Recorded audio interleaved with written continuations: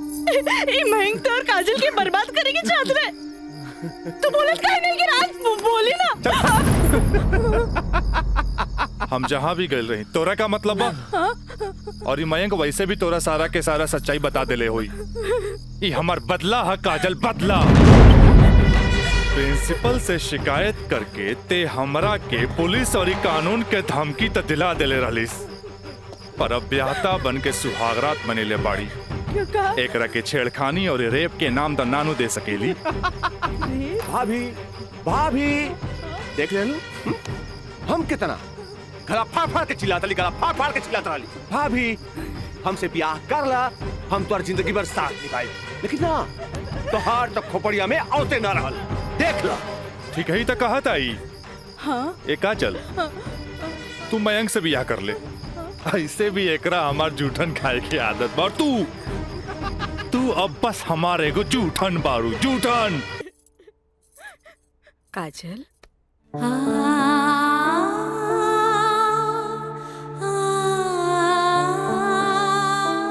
अरे इतना रोवे की कोनो जरूरत नहीं है बेटी। तोर बाबूजी ठीक बाड़न। अरे वो तो बुखार के कारण ब्लड प्रेशर बढ़ गए रहे। इतना परेशान मत हो, इतना परेशान मत हो। माई हमरा से बहुत बड़का गलती हो गई। हम एक्सकर्शन में ना गए रहे, बल्कि हम अपन बॉयफ्रेंड के साथ गए रही। और वो हमरा के दगा दे गए।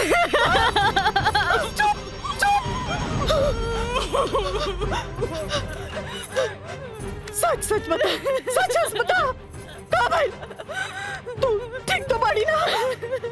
तू ठीक तो बाड़ी ना? हम ठीक तो ना बानी माई।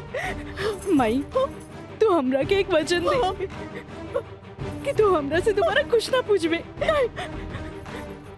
जो भाई बहुत गलत भाई, बाकी हम अपने आप के ठीक कर ले माई, अपने आप। काजल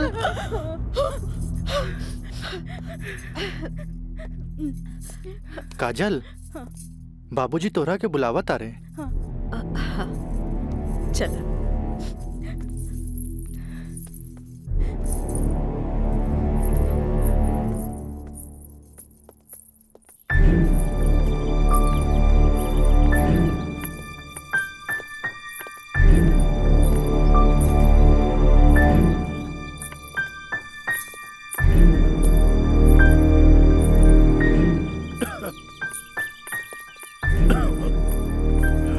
प्रणाम बाबूजी। अब तबीयत कैसन बा? आ गइलू बेटा? ठीक है बा। तू बतावा तो ट्रिप कैसन रहा, और अब आगे पढ़े के का प्लान बा बेटा?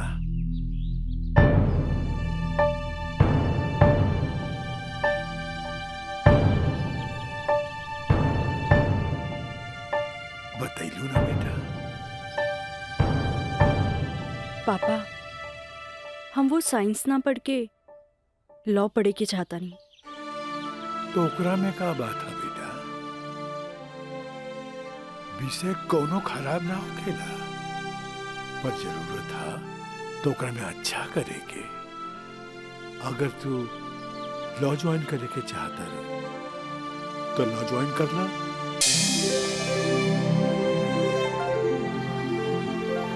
देखो छात्रों, विवाह के लिए किसी स्त्री को विवश करना, व्यभिचारित करना या उत्प्रेरित करना सेक्शन 366 के मातहत आता है। सेक्शन 376 और 375 रेप के लिए है, जिसमें सजा के प्रावधान के बारे में हम आप सबको विस्तृत बता चुके हैं।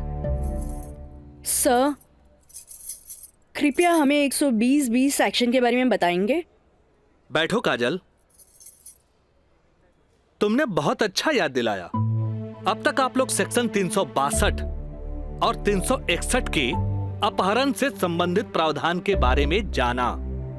सेक्शन 120(b) भी 2 या 2 से अधिक व्यक्तियों के द्वारा कोई वैध या अवैध कार्य करने या करवाने को आपराधिक षड्यंत्र कहते हैं। ओह, टाइम इज ओवर। कल इसका विस्तृत ब्यौरा बताएंगे।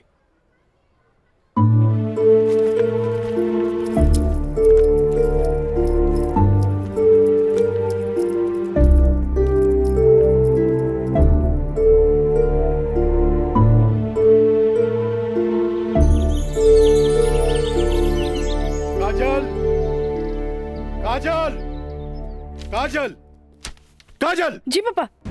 ये हम का सुन रहा बानी? तू 2 दिन से कॉलेज नहीं खे गेलू, आगे पढ़े लिखे के इरादा नहीं खेका।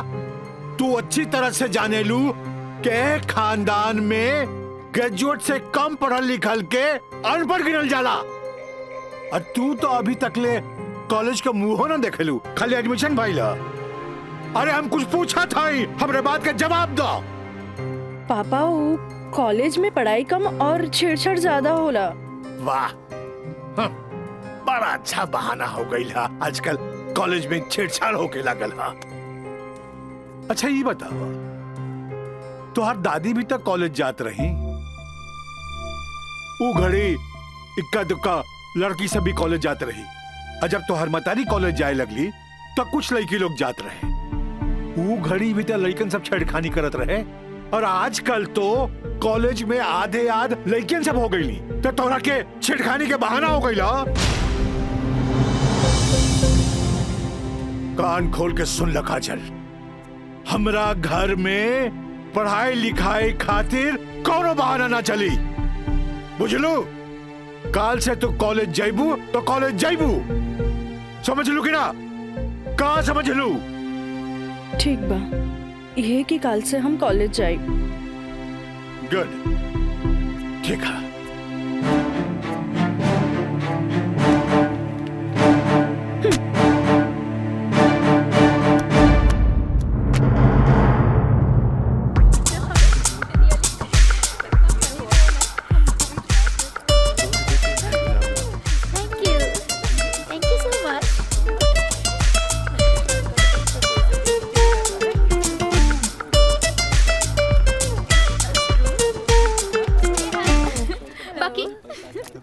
बात है, आज रोज डे के मौका पे पूजा तोहर हाथ में 5 गो गुलाब बा, जेमे की 3 गो पीला और 2 गो लाल बा।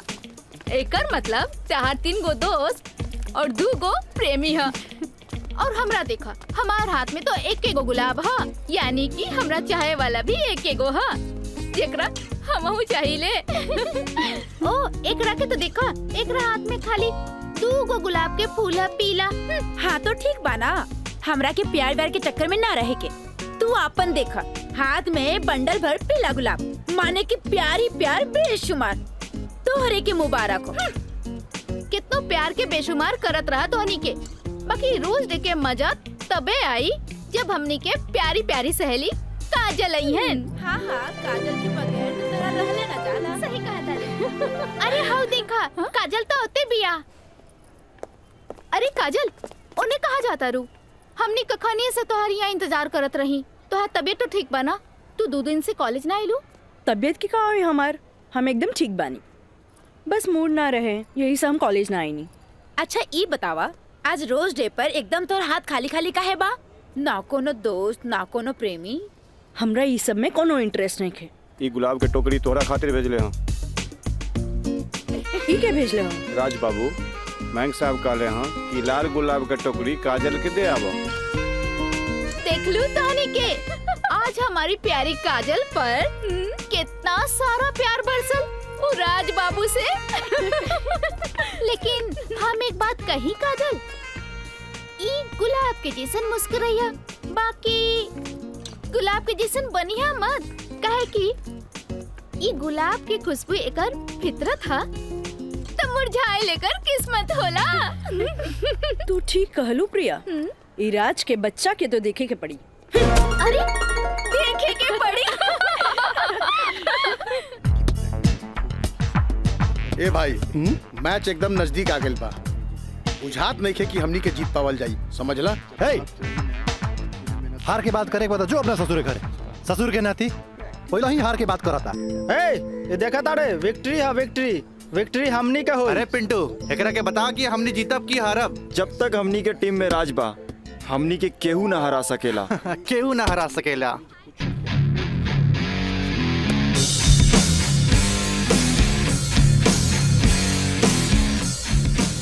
मयंक, हाँ राज, जीत केकर होई? जीत तो हार हुई और क्या कर हुई। और जीत सिर्फ फुटबॉल में ही ना, प्यार में भी हुई। एक से एक टुकड़ा गुलाब का फूल भिजवा देनी है, लेकिन यार गुलाब बहुत महंगा हो गया। अरे 500 रुपया हमारे पॉकेट से लग गई। समझ गई नहीं तोर नौटंकी। इले 1000। पीछे से आवत भी तोहर प्यार और हम चन्नी बाजार। हेलो काजल। हाय एक सेकंड। चलो लोगिन फैन, मैदाने में अब देखल जाई। हाँ हाँ चला चला। राज तोहरा हम कैसन लड़की दिखत बानी? शरीफ, अच्छी लड़की। गलत। तोहरा जैसन लड़का खातिर हम एक बहुत ही बदमाश लड़की बानी। अच्छा ई बतावा, टोकरी भर फूल भेजे के का मतलब रहे? मतलब ई की दोस्ती और ई प्यार के फूल ह, एकरा मुरझाए मत दिया। ए काजल, अपना दिल में हमेशा दोस्ती और ई प्यार ला जगह बनैले रहिए। ई जन्नत में बनेला, एक एक वो बिखरे मत दिया। रिश्ता जन्नत में बनेला, बिखरे मत दिया। देखा राज, अब तक हम तोहार हर छेड़खानी के नजरअंदाज करत रही, लेकिन अब टोकरी भर गुलाब के फूल भेज के अपन अमेरिकी दोस्त जमावे लगला। तोहरा पता नहीं कि हमार बाबूजी कोर्ट में पेशकार बाड़े और उनकर वास्ता रात दिन गुंडा मवाली और पुलिस से होत रहेला। और ई भी जानला वो गुस्सेल भी जरूरत से ज्यादा बाड़े। वो तो हम तारा के देखते बुझ गल नहीं। वो थोड़ा सा हम तारा प्यार मोहब्बत का दिखा देनी, तू तो हमरा के गुंडा मवाली के लाइने में खड़ा कर देलू। देखा, हमरा ना चाहिए ऐसा प्यार व्यार जेकरा खातिर हम अपन सहेली के बीच में मजाक बन जाई। बड़ा खिसियाइल बिया, पट्टे वाला तो नइखे बुझात, पर हमरा भी तो उहे के पटावे में मजा आवेला जो ना पटे वाला होखे। पेशकार साहब। अरे मिथिलेश, बैठा बैठा। Thank you. हाँ। पेशकार साहब, हाईली फाइल अगला हफ्ता के हर केस के तारीख पूरा ब्यौरा के साथ तैयार कर देनी है। भाई वाह, एगो साइंस के स्टूडेंट होके तू सिविल कोर्ट ज्वाइन केला, हमार फाइलो तैयार कर देला जी। मिथिलेश, जब से तू यहाँ पर ज्वाइन कैला हमार कुल काम आसान हो गया। एगो बात कही सर। हाँ। रउआ अखिलेश आ हम मिथिलेश, राउर काम के तो डंका बजिए रहल बा। अब हमरो तो कुछ सेवा करे दी। जानी ले, एमे हमरे फायदा बा। एगो क्लर्क होके हमरा फ्री में पेशकार के अनुभव मिल रहल बा। आज ही फाइल तैयार करे में तो तोहरा पूरा दिन लग गेल होई। चला, कोनो बात ना, यहाँ से सीधे घर चले के आ खूब बढ़िया नाश्ता करेंगे। आवा।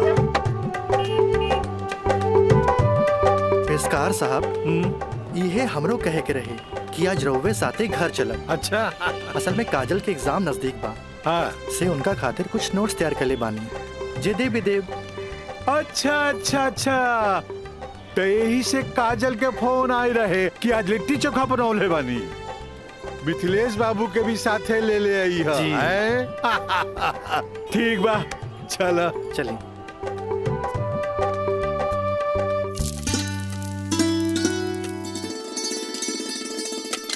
काजल। हाँ माई, बेटा तनी है बैगनवा देख तो।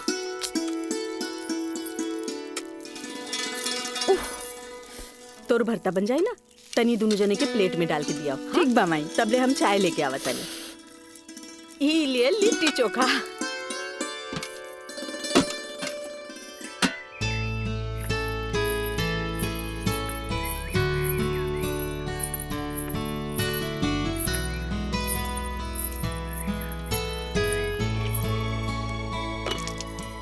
का काजल, कैसन बारू? हम ठीक बानी।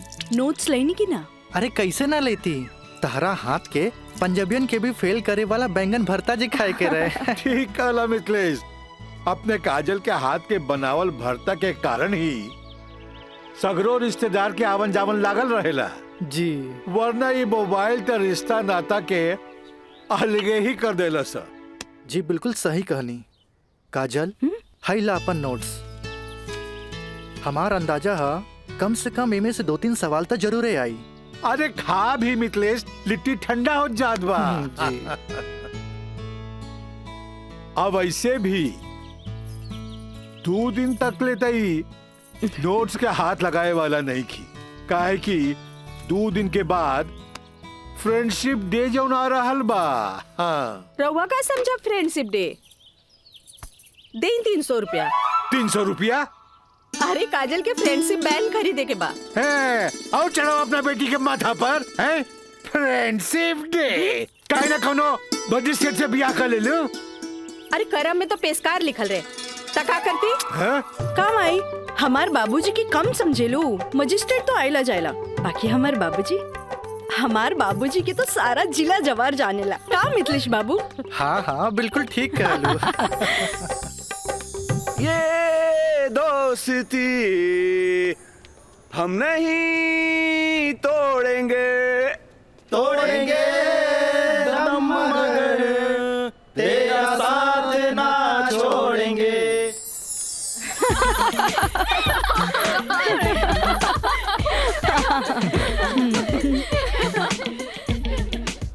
फूल बन के मुस्कुराना भी जिंदगी है, मुस्कुरा के गम भुलाना भी जिंदगी है। क्या बात है। तब मिल मिल के दोस्ती निभाना भी जिंदगी है। अच्छा, हमने के दोस्त तो बरले बानी, बाकी तू कैसन दोस्त की बात कर रहल बाड़ू? ई हमरा समझे में ना आइल। सपना, तू समझ लू का? ना, हमरा तो बिल्कुल ही समझ में ना आई। वही तो। ई का समझी, बाकी हमरा समझ आ गई। कहा तो बता दी। अरे बताओ। दोस्ती हर चेहरा के मीठ मुस्कान होखेला, दोस्ती ही सुख दुख के पहचान होखेला। वाह वाह वाह। अगर रूठ भी जाए कोई दोस्त त दिल पे ना लेवे के, काहे की दोस्ती त सुख दुख के पहचान होला। और हमार मानना बाकी अगर कोई सच्चा दोस्त रूठ जाए तो ओकरा के त मना लेवे के चाहिए। बिल्कुल सही। बाकी हम एक कर जरूरत ना समझी, काहे कि बुरा दोस्त कोयले के समान होकेला, गरम होके तो हाथ जला देवेला और ठंडा होके तो हाथ काला कर देवेला। बड़ा आए दोस्ती समझावे वाला। तू लोग सुना इनके प्रवचन, हम जाते अरे हैं। तरी रुका तो।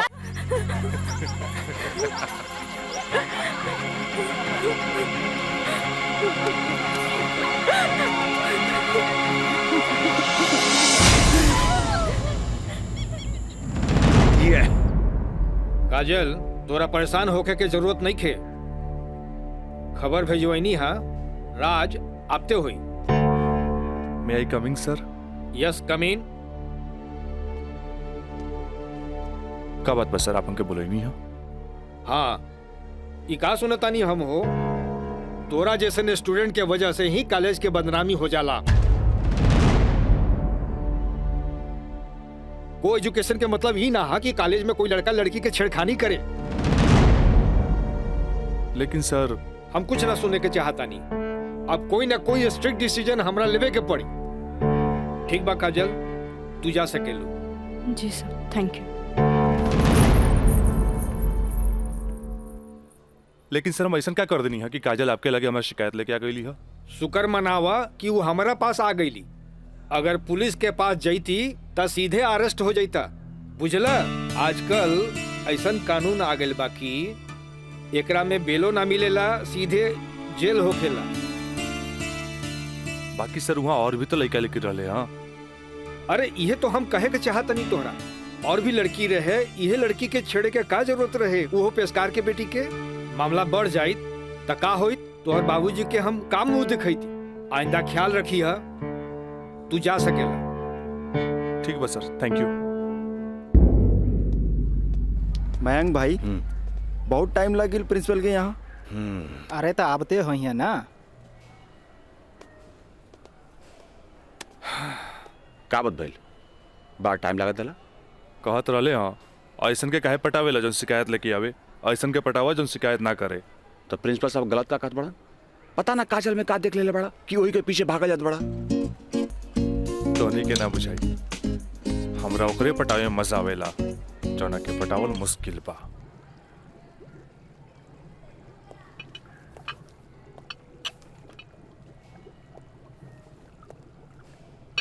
क्या हो रहा है? जी सर। ए पिंकी, हाँ रिटन एग्जाम तो बढ़िया गए, बाकी लागत है कि प्रैक्टिकल तो हमरा ले डूबी। हमरा तो बहुत बढ़िया बा, बस एकरा में से नापे के बा और एमे लिख लेवे के बा। अच्छा बतावा का करी, इसमें का डाली? एकरा में ई एसिड डाला। ये? हाँ पक्का? हाँ।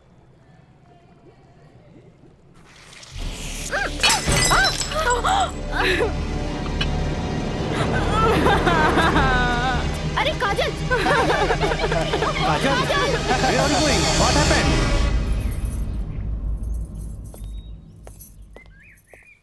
प्रणाम माँ जी। प्रणाम, बैठा। अकेले पेशकार साहब कहाँ रह गइलन? उहे बतावे के बा जे आज उनका कचहरी में देर होखी। अच्छा अच्छा।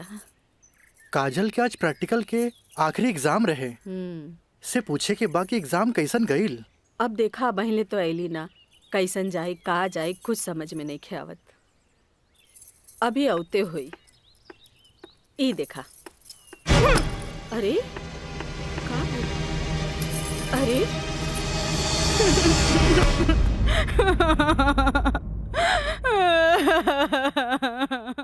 काजल, काजल, ए काजल, का भइल? अरे हमनी के अनदेखी करके यहाँ के रोवे लगलू। अरे का भइल? परीक्षा तो ठीक से गई ना? अरे बोल। प्रैक्टिकल खराब हो गए, एन वक्त में टेस्ट बुक टूट गए, हम फेल हो जाए भाई, हम फेल हो जाए। अरे का काजल, तू तो बड़ा जल्दी निराश हो जाली। अब केमिस्ट्री थ्योरी में जहाँ तक हमनी सोचले रहनी, कम से कम तोहरा के 40 मार्क्स तो मिलबे करी। अब प्रैक्टिकल में मार्क्स नहीं हो मिली तब पास होके से के रोकी? बाकी मिथिलेश बाबू, हम तो प्रैक्टिकल में छोड़ के आ गए नहीं।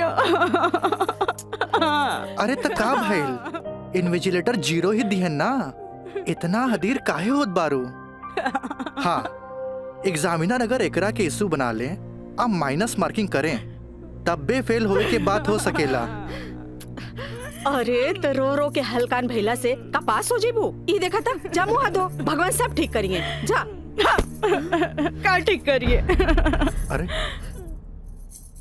अब कहा होई कुछ समझ में नहीं क्या, कुछ ना बुझाता हमरा के। माँ जी, अब रहुआ परेशान मत होई, एकर थ्योरी पेपर बहुते बढ़िया गईल हा। अरे तो तुहार गाइडेंस रहे तबे ना। अरे साइंस के स्टूडेंट रही त गाइड कर देनी, एमे का। त ठीक बा, अब तू ही समझावा ओकरा के। ठीक है। आई लघु हो जा चुप। भैया एक सैंडविच लाइए। हाँ हाँ ले।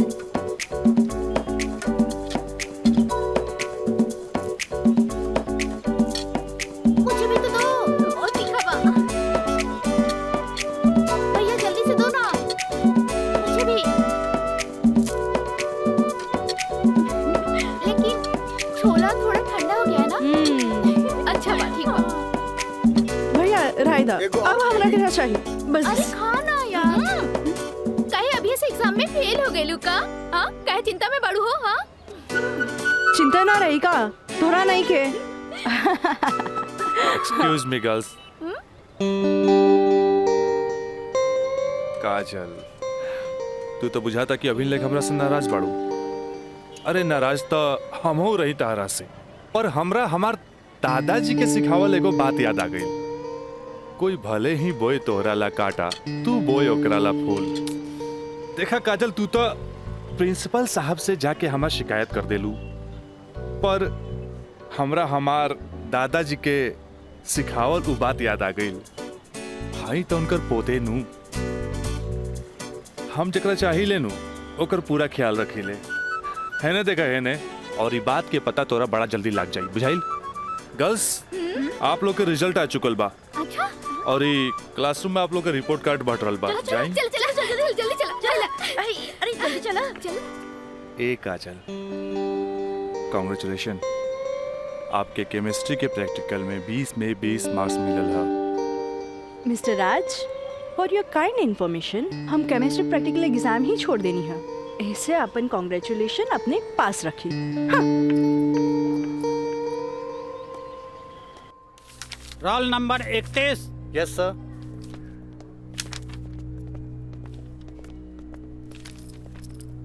Roll number 32। Thank you sir.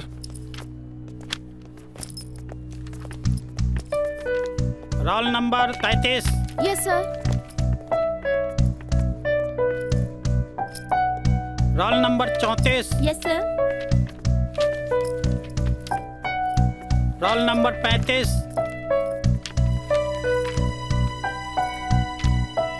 Roll number 36।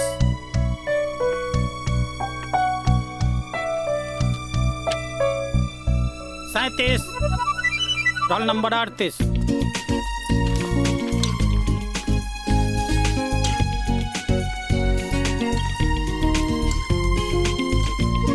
है ना देखा है ने और ये बात के पता तोरा बड़ा जल्दी लग जाए बुझाइल। ए पिंकी पूजा, हाँ का बात बा? ई देख ना, हमरा के सच में केमिस्ट्री प्रैक्टिकल में 20 में से 20 मिलल। ई जरूर राज के कारनामा है। काहे कि ये इन्विजिलेटर शर्मा जी ओकर बंगले पे तो ठहरल रहलन। ओह हाय मैं मर जावा। अगर तोहरा जगह पे हम रहती ना तो राजा के तो रानी बन जाती। जा बन जा। तारा के देख के ना एगो बात याद आ गई। इया कहे धिया धिया, धिया कहे चिया चिया। एक हवा जौन तहरा पे जान छिड़केला और एगो तू हा जौन एकरा के ठेंगा दिखावत हिया। अच्छा चला चला, हम तो परीक्षा में पास हो गए नी। ये हमरा खातिर बहुत बड़ा बात बा। पापा देखिए तो बहुत खुश हो जाइए। हाँ चला चला चला।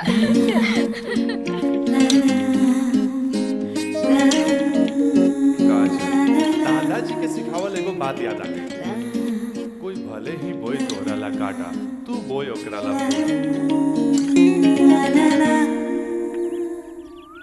ई ले। अरे भाई अपोजिट टीम आ गइल बा, हमनी के का होई? अरे आ गेल त का बैल हो, अभी तो टाइम बानू मैच में। टाइम बा त का एहिजे बैठ के टाइम पास करबा? ए जब हमनी के मैदान में जाएम नु तो देख के थर्रा जाइलो, ठीक बा? अब चला जौन होई तो मैदान में देखल जाई, उहे देखल जाई। चलो राज भाई बॉल दे। तोहनी के इतना हड़बड़ी बना तब बड़ा सन हम आवाता नहीं। चलो लोग चलो आवा।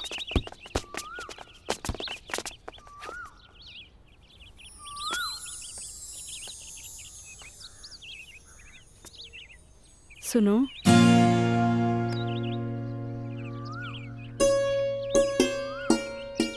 सॉरी राज, हम तोहरा के गलत समझने, लेकिन तू तो सच में दिल के राजा बाड़ा। और तू ये राजा के दिल के रानी। ए काजल, हम तारा के बहुत चाहेनी। Thanks for chemistry practical marks. WhatsApp number मिली का? व्हाट्सएप? हाँ ठीक बा, ले ली। 8291 71 7752। 8291717752।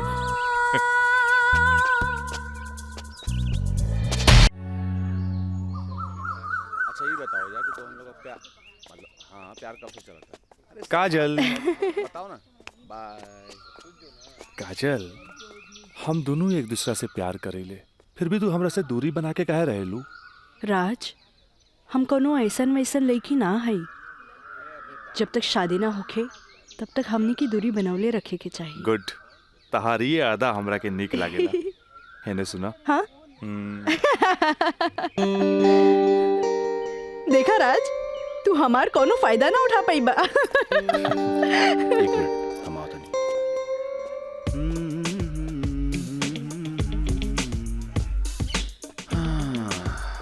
राज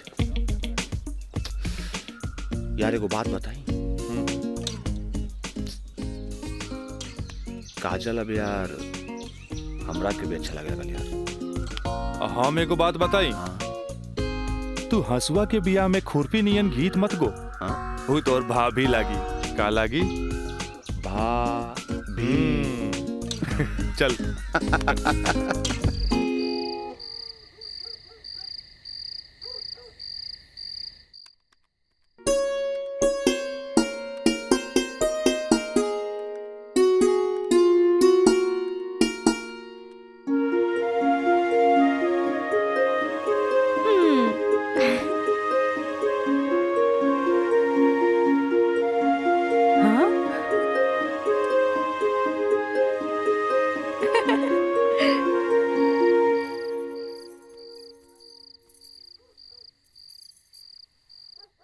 घर के सब काम निपटा ले लू। हाँ, ब्लड प्रेशर के ई लोसर एज खात खात रउआ के सालन बीत गए। अरे एक बेर डॉक्टर से पूछ लेती कहीं गोलियां तो ना चेंज करे के बा, एकर साइड इफेक्ट भी होला। एक बेर हमार बाबूजी के पैर ऐसे ही सूज गए रहे, जब गोली चेंज भइल तो एकदम ही ठीक हो गइल। तू हमार कितना ख्याल रखेलू। अच्छा ये बतावा, तू अपन थायराइड के गोली खा लू कि ना? अरे कहाँ खाइला, 3 दिन से तो वो खत्म हो गइल बा। का गोली खत्म हो गई? तू हमरा का बतैलू ना कि गोली खत्म हो गई। अरे तू मरबू, तू एक दिन जरूर मरबू। फिर हमरा से ये ना कहिया कि हमार ख्याल ना रख ले। अरे जब मरिए जाए तो कहा बोला। तो तू का चाहेलू, हम जिए थे जी मर जाएं? हैं? दहाइला, आज के बाद हम हो दवाई ना खाई। राउंड पारा चढ़ गई, हाँ? तलवा के लहर माथा पर चढ़ गई। अरे तलवा के लहर माथा पर ना चढ़ी तो क्या हुई? तू दवाई ना खाईबू तब बिस्तर पकड़बू, फिर घर के चूल्हा चौका घर बाहर के देखी। अरे हमरा तो कचहरी के काम से फुर्सते ना मिलेला, फिर बैठ के तुम्हारी सेवा के करी। अरे के करे कहा था सेवा? मत करब, मरे दे, मत ले बापन कचहरी से छुट्टी। तू तो यही चाहता रू कि समाज हमरा के रंडवा बन के फिरत देखत रहे। हे भगवान माफ करी हमरा के। अरे तू हमरा के माफ करा। जाई। अब हमरे कोनो जुगाड़ करे के पड़ी। काजल। हाँ काजल वे के माथा चाटी। काजल, काजल जी का करता रू? पढ़ाई करत रही, वो इंटरनेट से कुछ नोट्स लेत रही। ठीक है काजल, तो क्या हमार क्रिया आज से तो हाथ ड्यूटी है कि तू अपना माई के रोज भोरे भोरे थायराइड के गोली देबू। अरे वो तक खुद मरी है और हमने सबके बीमार दी है। कॉलेज जायलू ना? जी बाबूजी, लाइब्रेरी में पढ़ाई खातिर कल संडे है, फिर भी हम जाए। ठीक ना बाबूजी? गुड, वेरी गुड, ऐसा ही पढ़े के चाहिए, तब तरक्की करबो।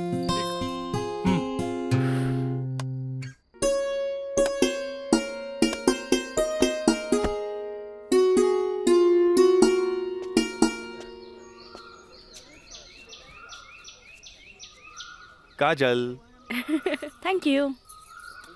काजल, हम दोनों एक दूसरा के बहुत चाहिए, पर जब हम हमरा फ्यूचर के बारे में सोचिले तो हम देखिले कि हमार बाप के पास बहुत दौलत बा। उनकर दौलत के संभालत संभालत हमार जिंदगी गुजर जाई। हमरा ये आम आदमी नियन नौकरी चाकरी करे के फुर्सते ना मिली। अब बस तू हमरा जिंदगी में हमार जीवन साथी बन के आ जा, तो हमार जिंदगी एकदम मजे में गुजर जाई। ए काजल, तू काहे ना अपना बाबूजी से हमरा बारे में बात करेलू? बाबूजी से? ना बाबा ना, हम ना बोल सकेनी। हमार बाबूजी बहुत गुस्सेल बाड़न।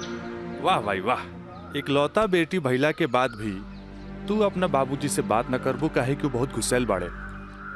और इकलौता बेटा भैला के बाद भी हम अपना बाबूजी से बात ना करब, काहे कि बहुत पैसा वाला बाड़े। ऐसा में तो हमनी के सपना धरल के धरल रह जाई। काजल, काहे ना हमनी के भाग के शादी कर ले जाओ? बिना बतैले भाग के शादी कैसे कर सकेनी? हाँ काजल, हफ्ता भर के तो बात रही, हमनी के भाग के कहीं भी शादी कर लेल जाए और ओकरा बाद अपना अपना बाबूजी के बता देहल जाई। सोचत का बाड़ू, तारा से ऊंच कूल और धनाट घर के हई। जब तू अपना बाबूजी के बतैबू नु तो ना कर पाई है। और हमहू जब हमरा बाप के बताएब कि हम भाग के शादी कर ले बानी, तो नाहियो चाहते हुए भी तारा के अपना बहू के रूप में अपना ली है। ए काजल, हम तारा बिना एक पल भी ना जी सकीले। ठीक बा, हम कोशिश करो। इनु भइल बात। अब छोड़ा हमरा, बाय।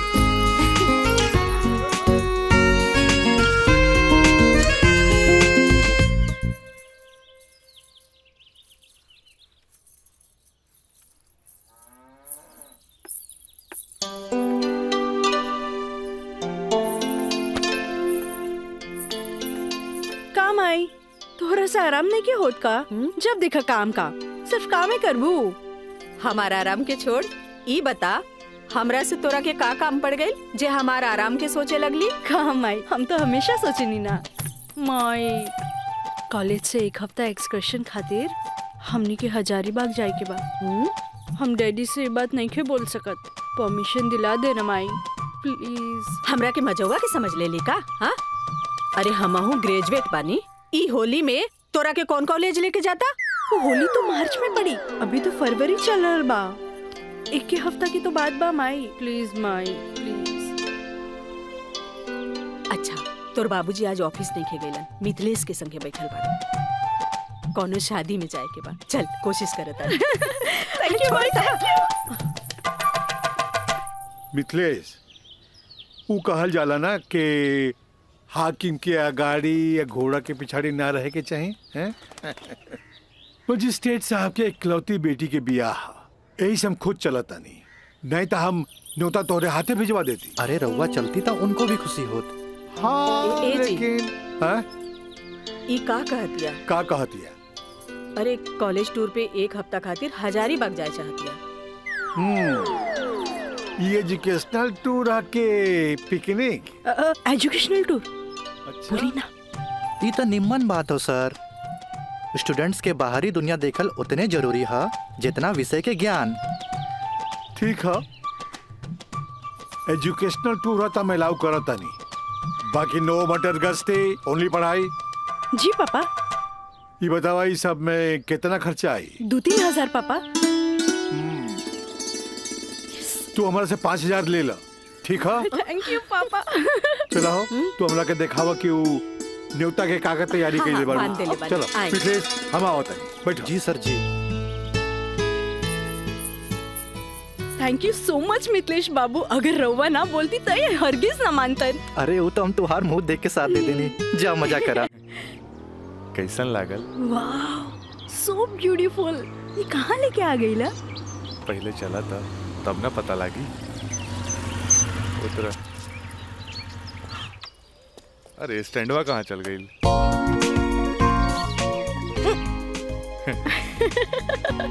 बड़ा धांसू सजीले बा। हाँ चला चली। हाँ तो दा। कहाँ जाए के है? इधर। हाँ, इधर जगह तो बड़ा झकास बा। क्या यार राज, कब से हम तुम्हारे इंतजार करत बनी, इतना लेट कर तू?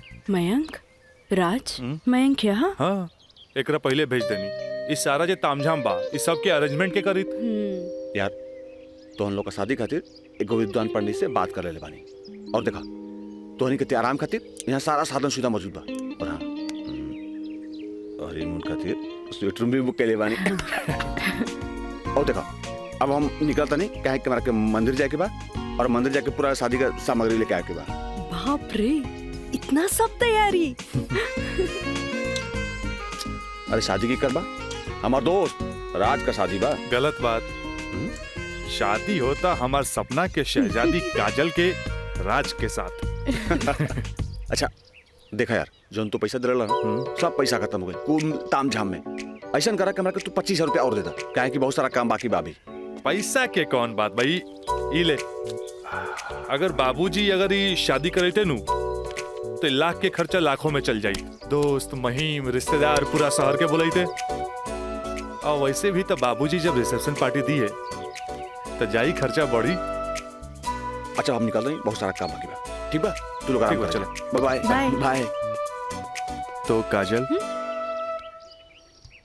अब तक गला लगईबू नु? यहाँ तो यहाँ के जाना था हमनी के। ओ Raj, I love you. I love you too. जुबान निकालिए, बंद कीजिए। ठीक है।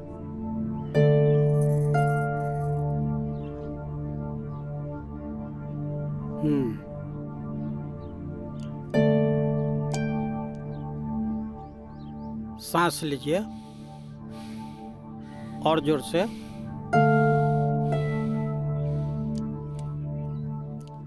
घबराए के कोई बात नहीं है।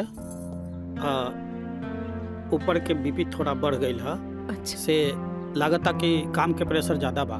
जी नया मजिस्ट्रेट आइले हाँ, से कुछ ज्यादा ही फाइल इनके हवाले कर देले हाँ।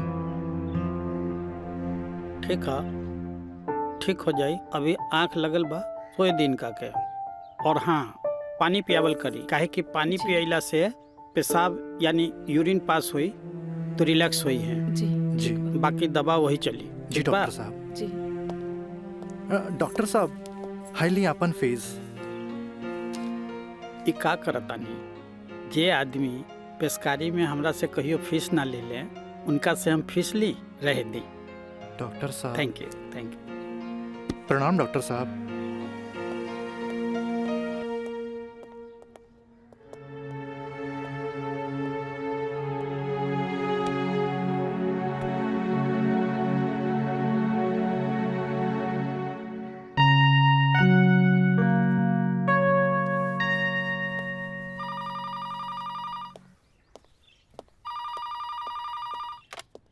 हेलो, हम काजल बोले तानी। हाँ काजल बोला, कैसन बारो?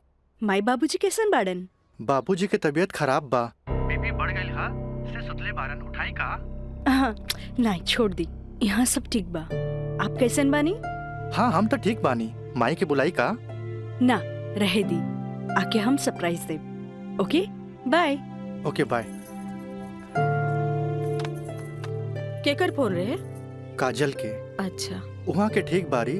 अच्छा। खोज खबर लेत रही। अच्छा माँ जी, हम चलत तानी, सांझ के फिर से आ जाए। ठीक बा।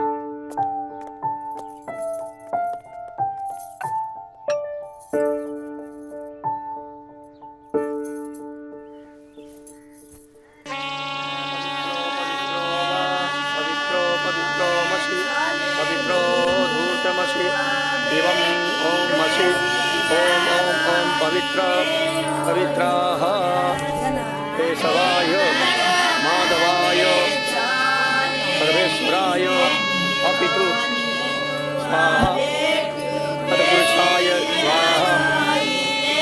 ओम नमः स्वदन्ताय सहस्राक्षाय सहस्रपदे पूर्वशे पवित्रमशे सर्व ऊर्ध्वमशे चन्द्रमशे वामाय ओम ओम ओम ओम ओम बुधाय ओम पवित्रो वा पवित्राय नमः सावित्रे नमः पवित्रे नमः तत्पुरुषाय सर्वेश्वराय नमो नमः। ऊर्ध्वमशे पवित्रमशे सर्वमशे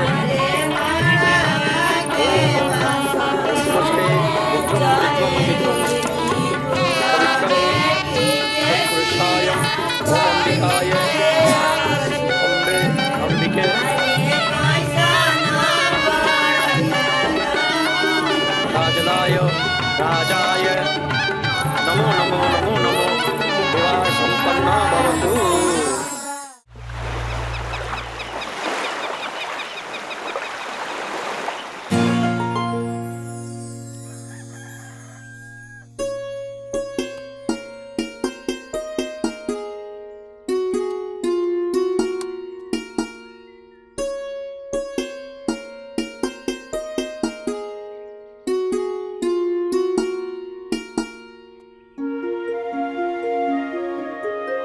काजल, काजल,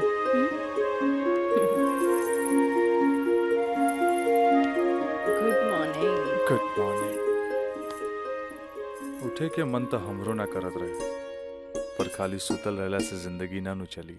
चाय ले लो। गर्मा गर्म चाय। मयंक अपने हाथ से बनेले बन। ए ओ कुछ ना, सिर्फ भाभी खातिर। और ई गर्मा गर्म चाय। काजल, इस शादी ब्याह में कुछ ज्यादा खर्चा हो गई। हमरा घरे जाए के पड़ी। वो कहा कि अपने बाप से कुछ पैसा भी ले ले और उनका के इस शादी ब्याह के बारे में बता के पटा भी ले। आखिर तेहरा के ले जाके उनका आशीर्वाद भी तो दिलावे के बा। लेकिन तबले हम कहाँ रहब? अरे यहाँ रहबू, तहारी देवर बानू मयंक। हाँ? का मयंक, भाभी के ख्याल रखबे ना? बिल्कुल बिल्कुल ख्याल रखब। ये ले पैसा। अरे और वाह। यहाँ के सब बिल उल चुका दिए। बिल्कुल भाभी, टेंशन नहीं लगा, कोनो जरूरत नहीं के। हम बगल वाला कमरा में बाड़ी। और हाँ, तू चाय पी के फटाफट फ्रेश हो जा और जो खाए पिए गई ऑर्डर दे दिया। ठीक ठीक बा। और हम रात से छोड़ के यूं आवता नहीं। तू चल, हम आवता नहीं। चल। ए काजल, अरे हेने आवा। कल साझे लिख के तो बात बा, हम यूं गई नहीं यूं आई नहीं। और वैसे भी अब तहरा बिना हमार मन कहाँ लागी। अब जाई भी और जल्दी आई। ठीक बा।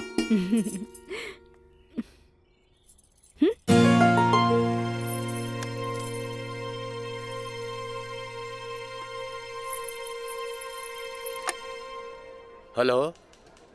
हाँ, अरे देख रही हो कि मैं ऑफिस में हूँ, कितना काम पड़ा है, कितनी फाइलें पड़ी हैं, और तुम हो कि ये ले आइएगा वो ले आइएगा। हद कर दिया तुमने यार। मैं कम इन सर? कम इन। अखिलेश बाबू कैसन बाड़न? जी बीपी तो कंट्रोल में है, बुखार के वजह से थोड़ा कमजोरी आ गई है, यही से शुक्रवार तक की छुट्टी की अर्जी दे ले हैं। कोनो बात नहीं के, दिन रात काम करे वाला आदमी के अरे थोड़ा बहुत आराम तो चाहिए ना। जी कह दिया ऑफिस के चिंता न करे जी, जब वो ठीक हो जावे तबे ऑफिस आवे। ला एकरा के फाइल में लगवा दे। थैंक यू सर।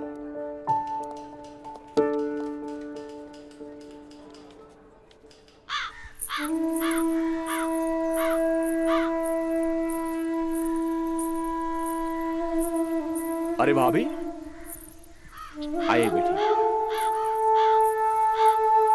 भाभी का बात बा, बड़ा परेशान लागत बानी? हम राज के फोन लगा लगा के थक गए नहीं, कभी डेड टोन मिले था तो कभी आउट ऑफ कवरेज एरिया। तोरा पास उनकर कोनो लैंडलाइन नंबर बा? ना भाभी, और हम उनका दूर नंबर पे फोन लगा के थक के हार के बैठ गई। हैरानी की बात तो ये बाकी कि गैला के बाद ना कोनो खबर, ना कोनो कॉल, ना कोनो मैसेज। भाभी तू टेंशन मत ले, हम अपने को दोस्त के भेजले बानी, और जैसे ही खबर मिला था सबसे पहले हम तोरा के बताई। ठीक बा, हम अपन कमरे में बानी। अरे भाभी घबराए कोनो बात नहीं की, हम बानी ना।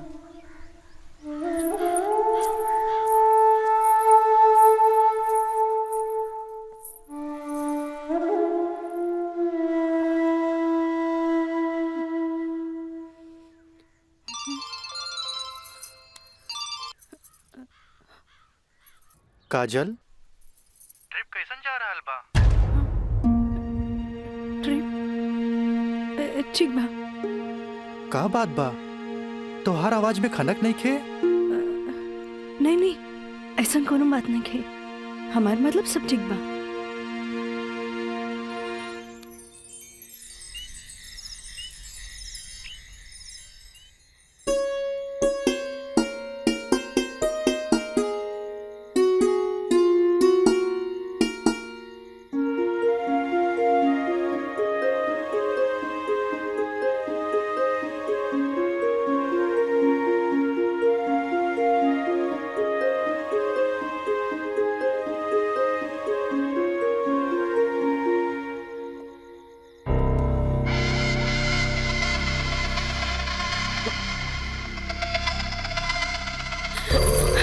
देवर जी, मयंक, ये क्या बदतमीजी है? चल जाइए यहाँ से, वरना राज के बता दे। किसे? राज से?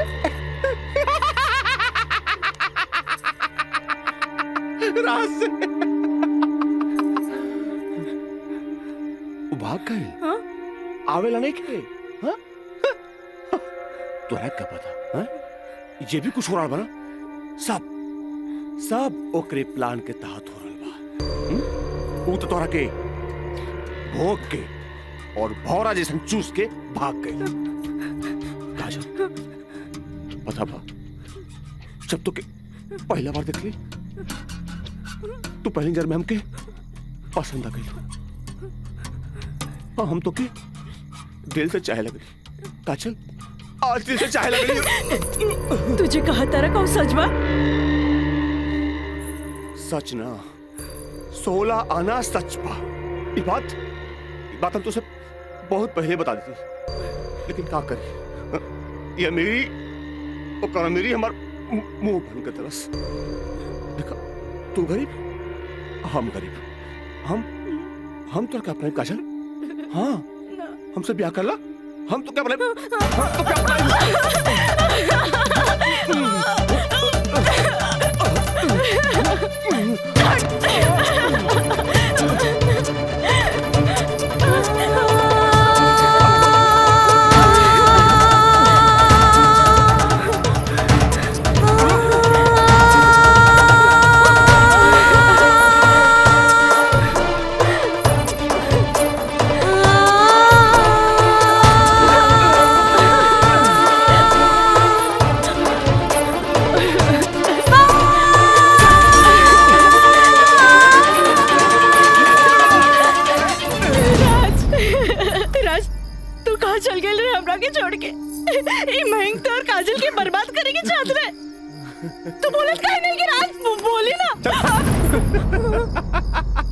हम जहाँ भी गए रही तोरा का मतलब बा और ये मयंक वैसे भी तोरा सारा के सारा सच्चाई बता देले होई।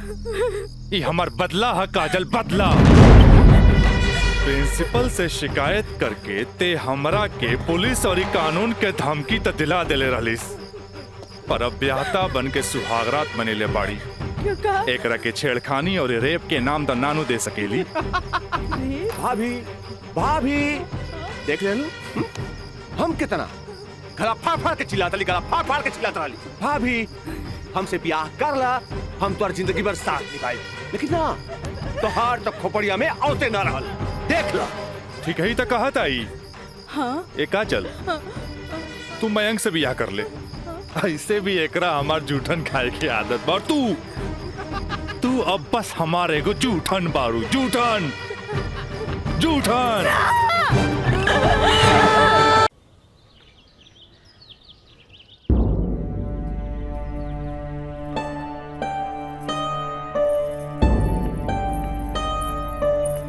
काजल काजल कहाँ भइल मई बाबूजी के? अरे ये ठीक बाड़न, दवाई खा के सुतल बाड़न। रुका हम उठा देता नहीं। ना मैं रह दे, आराम करी दे।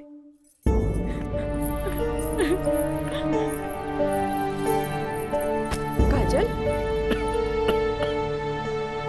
का भइल सर? सर का भइल?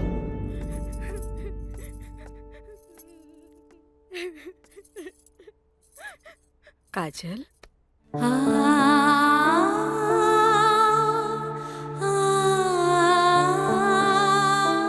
अरे इतना रोवे के कोनो जरूरत नहीं खेबी। तोर बाबूजी ठीक बाड़न। अरे वो तो बुखार के कारण ब्लड प्रेशर बढ़ गई रहे। इतना परेशान मत हो, इतना परेशान मत हो। माई हमरा से बहुत बड़का गलती हो गई। हम एक्सकर्शन में ना गए रहे, बल्कि हम अपन बॉयफ्रेंड के साथ गए रही और वो हमरा के दगा दे गए।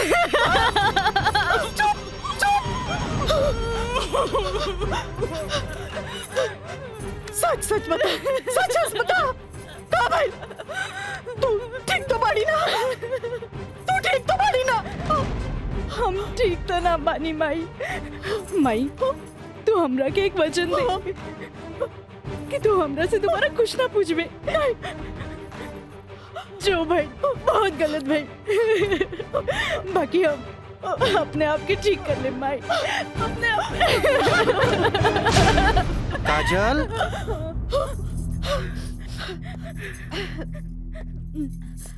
काजल बाबूजी तोरा के बुलावत आ रहे। चल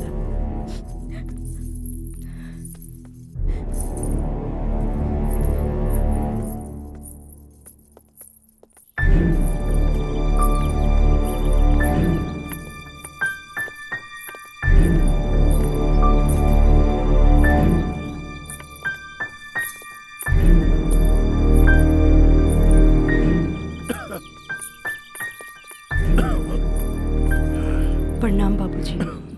अब तबीयत कैसन बा? आ गइलू बेटा? ठीक है बा। तू बतावा तो ट्रिप कैसन रहा और अब आगे पढ़े के का प्लान बा बेटा?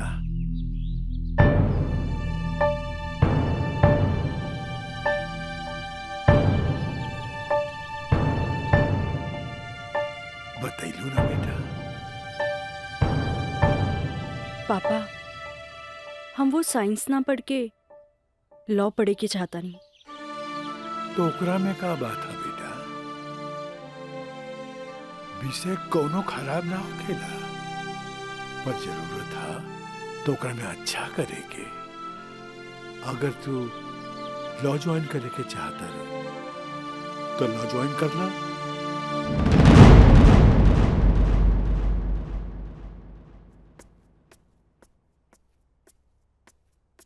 का काजल बेटिया तबीयत ठीक बानू? क्लास कब के खत्म हो गई? तू बैठल वारू बंद करे के रहे। हाँ काका रूम लॉक कर दी। हम तो बस ऐसे ही बैठ गए रही। अच्छा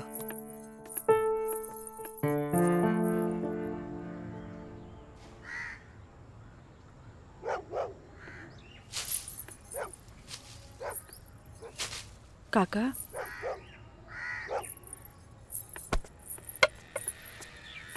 अरे बिटिया तू फिर आ गेलू। अरे हम कई साल से देख रहल बानी कि हर 3-4 महीना पर तू आ जालू। पर बिटिया राजा तोहरा से नइखे मिले चाहता। वो बड़ लोग हवन, उनकर जिंदगी में तारा जैसी लड़की की कीमत चाय के कुर्बा के बराबर हा, जे पी के फेंक देवलन। काका तोहरा का लागता कि हम को फिकल कुर्बा है?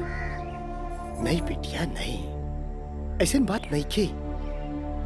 जे हम देखिला से बताइनी बिटिया, हम उनकर घर के नमक खैले बानी। फिर भी जब जब तू आयलू हम उनका बताइनी। पर राजा बाबू है कि एक कान से सुने ना और चल जालन। पर बिटिया हम वहां के नौकर हैं। फिर भी अगर हम तारा काम आ जाई ना तो हम अपना एक बहुत खुश नसीब समझब।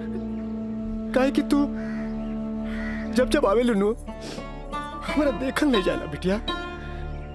काका अब की बार उनसे कह दिया कि काजल आखिरी बार आयल रहे, एगो घड़ा रहे जेकर पानी ऊपर तक भर गई।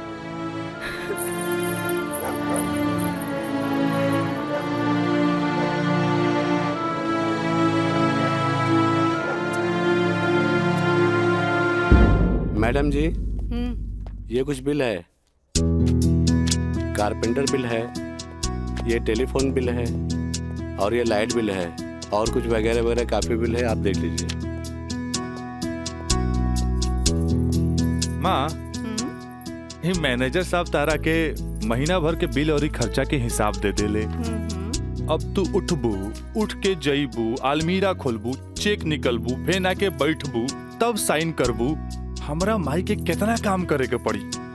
यही ला हम सोचने की काहे ना चेकबुक वाले के हम ही आ जाई। नीमन कैला।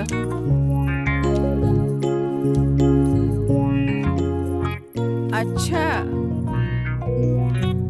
तो तू एम्मा अपन 50,000 का चेक पहले से भर ले बाड़ा, तभी तो हम समझे कि माई के इतना मस्का काहे के। माई अब तू ही बताओ कि इतना अमीर बाप के लड़का हई तो दोस्त महीन के टाइम टू टाइम पे पार्टी तो देहे क्यों पड़ी ना। देव तो हमरा बाप के ना कट जाए की ना। का मैंने सब बिल्कुल राजा बाबू जी। ले अपन बाप का ना कोच कर। इनू भाई हमरा दुनिया के सबसे बेस्ट माई वाला बात। Love you Mai. मैनेजर साहब जी मैडम, इस सब रसीद आप एक साथ पूरा बिल कह के हमरा के दें, हम एक एक गो चेक काट देते हैं। जी मैडम। ठीक है जी मैडम।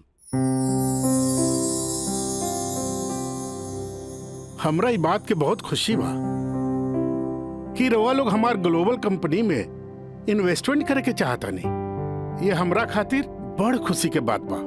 बाकी हमरा भी कुछ देखे के चाहिए ना कि हम दिन दुगना रात चौगुना करके रवा लोग के पैसा लौटा दे ताकि मार्केट में हमार साख बनल रहे। Of course. Excuse me, gentleman. बाबूजी, हाँ आप हमरा से वादा कैले रहनी कि आप हमरा नया कार किन के दे। अब हम खटारा हम ना चलाएं, बुझाइल नू। I want new car, okay? Yes, Raja is right. I am witness. Okay, I will buy car for you. Thank you, sir. हम चलता नहीं बाबूजी। तो ठीक बा, रवे कार खरीदा दे। बाकी राउर कार की खर्चा कंपनी के इन्वेस्टमेंट पे दिखावल जाए। Okay, thanks. जेपी साहब आपका बेटा तो हीरो लगता है। आखिर बेटा के करा हमरे नु। अरे यही तो उम्र में ऐश करे के।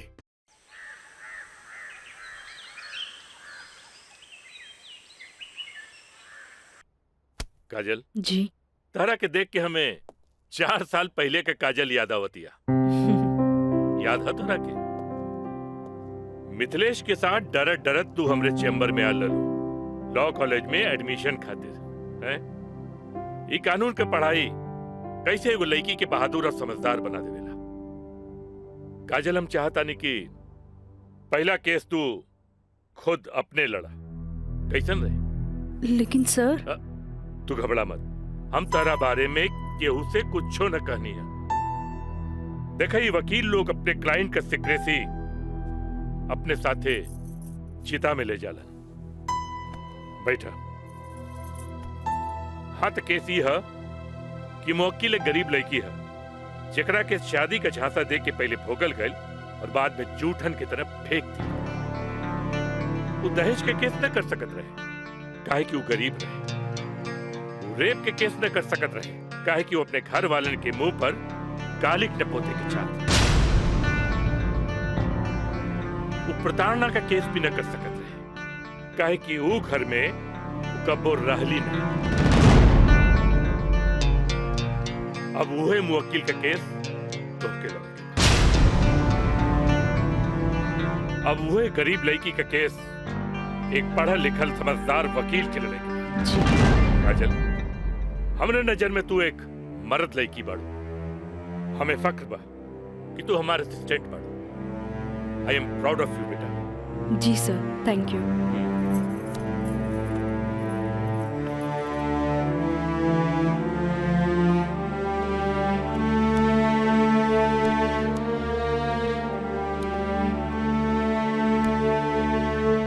बाबूजी, लड़की हर मोड़ पे डरत रहेली। अकेले होके तो सुनसान से डर, भीड़ में होके तो लोगन के डर, जब हवा उड़े तो दुपट्टा उड़े के डर, केहू घूरे तो ओकरा आग के डर, बचपन में माई बाप के डर, बड़ होके तो भाई से डर। सिर्फ डरत रहेली, तब तक डरत रहेली जब तक ओकरा जीवन साथी न मिल जाए। और हमार जीवन साथी तो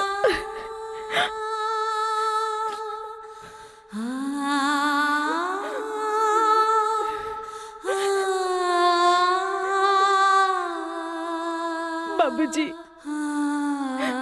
आज हमार पहला केस बा, राउर आशीर्वाद चाहिए।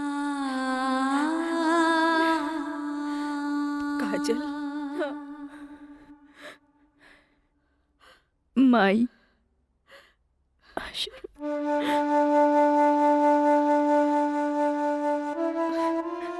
तोरा के वचन तो हम दे चुकल बानी, कुछ ना पूछेगे।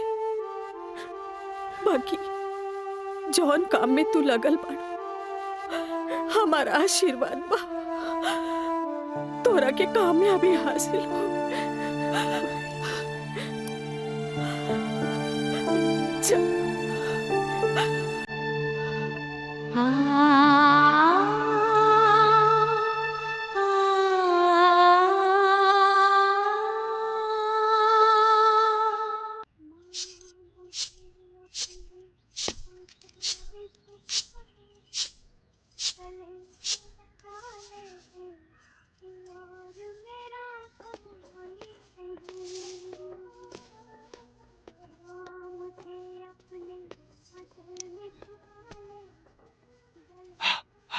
माई, हमरा के 7,000 रुपया चाहिए।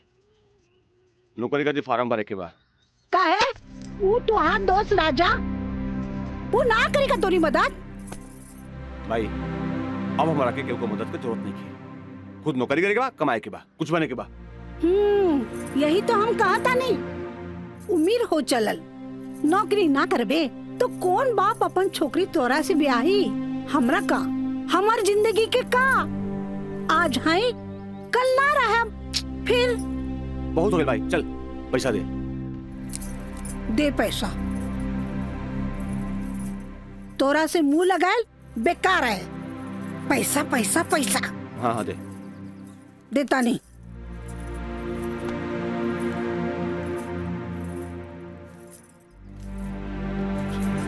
कितना?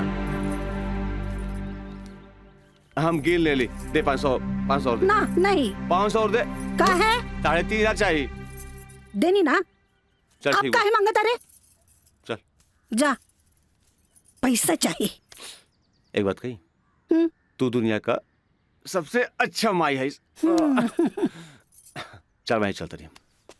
मानता नहीं।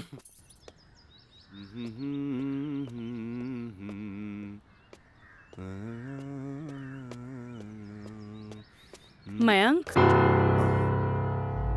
काजल, तू इतना दिन बाद यहाँ? हमरा तोरा से कुछ बात करे के बा। चलो कर बेटा। यहाँ ना, चलो कॉफी डे में बैठल जाए। Coffee day? अरे सोचा मत, हम पियाई कॉफी तोरा। चलो ठीक। चलो।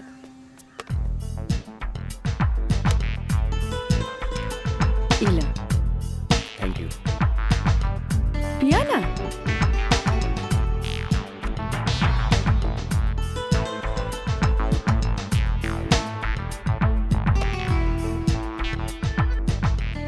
काजल, आज तोरा के यहाँ देख के बहुत अच्छा लगा था। और एक बार बताई, पिछले 4 साल में कौनो ऐसा दिन ना गुजरल, कौनो ऐसा पल ना गुजरल जिसमें तुके याद ना कैलो का। अच्छा कोई छोड़ा, ये बताओ कि आज हमार कैसे याद है? पहले हम अपन अतीत से लड़त रही,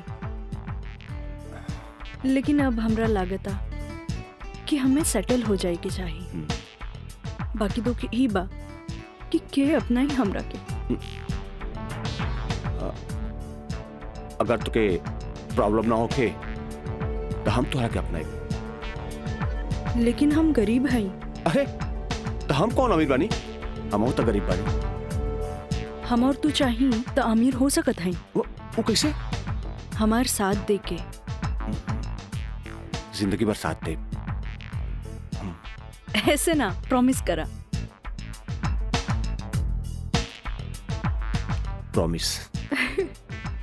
चला। चला। हाँ।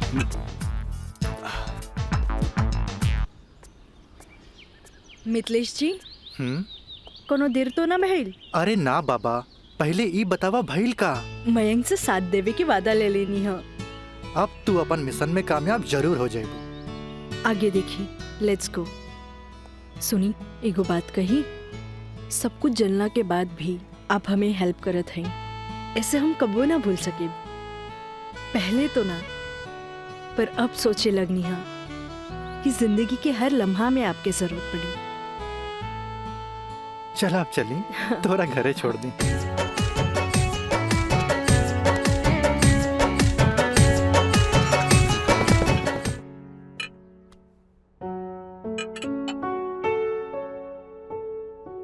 सुनी, एगो बात कही, सब कुछ जलना के बाद भी आप हमें हेल्प करत हैं, ऐसे हम कबो ना भूल सके।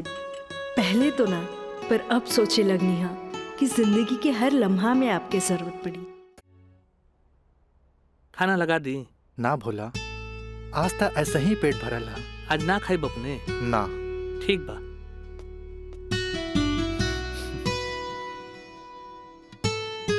मैं पंडित देवी दत्त शर्मा। का कहनी है? देवी दत्त शर्मा।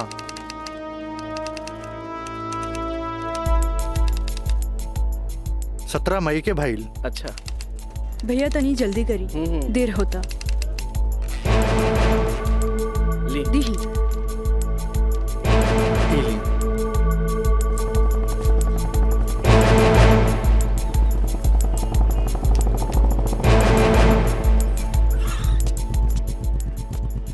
आ गए नहीं टाइप करा के? जी। लाइन लाइन दस्तखत हम कर दी। एली।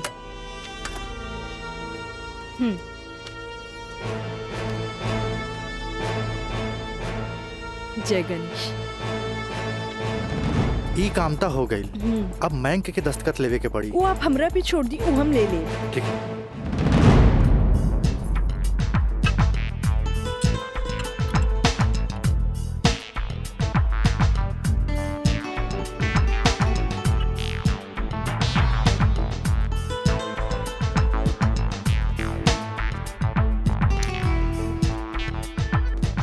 हेलो।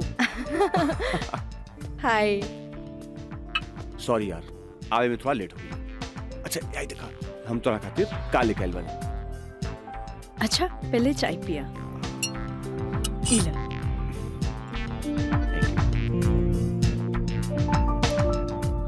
अंगूठी सोना के हाँ वह इतना हल्का। मन तरह की हीरा के लेके आई थी, लेकिन का करी, पैसा के तंगी। अच्छा ई बतावा, खुशहाल जिंदगी जिए खातिर तोहरा कितना पैसा चाहिए? 20 लाख। अगर हम तोहरा पूरी 50 लाख दी तो कैसन रही? वैसे ही रही, समझ ला अनार के आंख मिल गई। तो चला फटाफट ई पेपर पे साइन कर दा।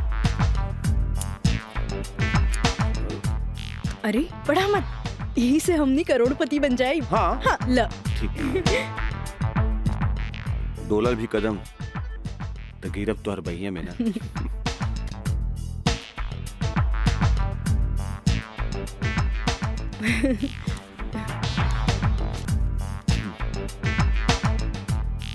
आज से हमनी का नया जिंदगी का शुरुआत। मीना, मंजू, रेखा, कस्तूरी के डांस देख के कुछ समझ में आयल? अरे सरकार के देख के बाजार बदल जाला, बाजार के देख के साहूकार बदल जाला, आ घोड़ा के देख के सवार बदल जाला, शिकारी के देख के शिकार बदल जाला। ऐसे ही मेहमानों के बदले पे सत्कार के भी बदल देवे के चाहिए। अरे पहले के जमाना कुछ और रहे कि मर्द नाजो आदा पर लुट जात रहे, लेकिन अब जमाना बदल चुकल बा। आज के जमाना के मर्द सबके कमर तोड़ नाच पसंद आवेला। जितने कमर हिलेबू और सीना झटकईबू, मर्द उतने जल्द तोहर दीवाना हो जाए। दिखाओ करके। अरे ऐसे ना, ये देखो। कस्तूरी बाई, कस्तूरी बाई। चाहे नसीब, चाहे नसीब। तक लिया। बहुत दिन बाद तशरीफ लेनी राजा बाबू। भला ऐसे भी केहू केकरो भूल जाला? आए, बैठो।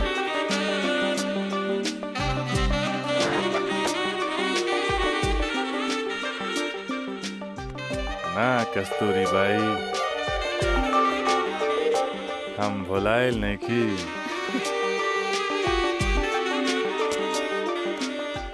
वो तो बस हमार शादी होके वाला बा, ओकरे तैयारी खातिर हम अपना माई के संगे खरीदारी में बिजी रही। फुर्सत पाते तहरा लगे आ गई नहीं। अच्छा एगो बात बतावा, कोनो बेहतरीन डांसर बा हमरा बियाह में नाचे खातिर? बानो, एगो नया परिंदा बा। हाँ। मंजू, राजा बाबू का उहाँ ले जा जहाँ आज निराली का प्रोग्राम होता। आई जाए।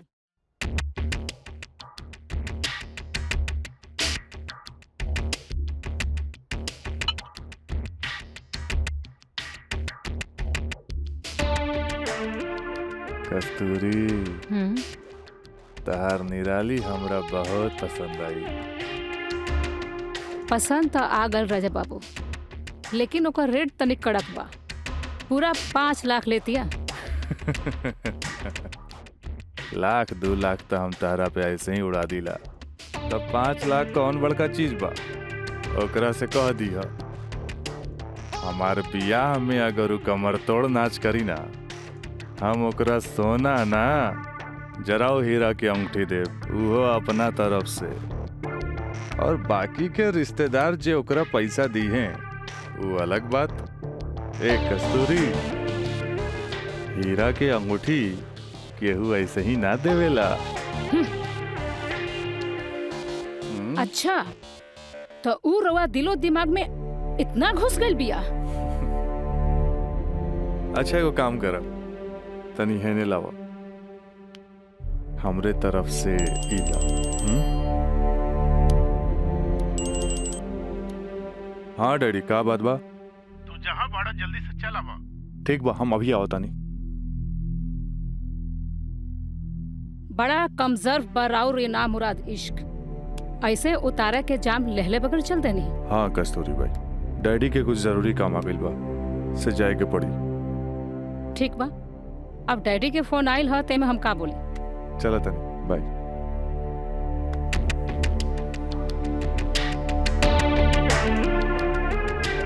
हीरा के अंगूठी तो दे गई, लेकिन तेरा दिल में गड़ल निराली के तीर निकाले के पड़े।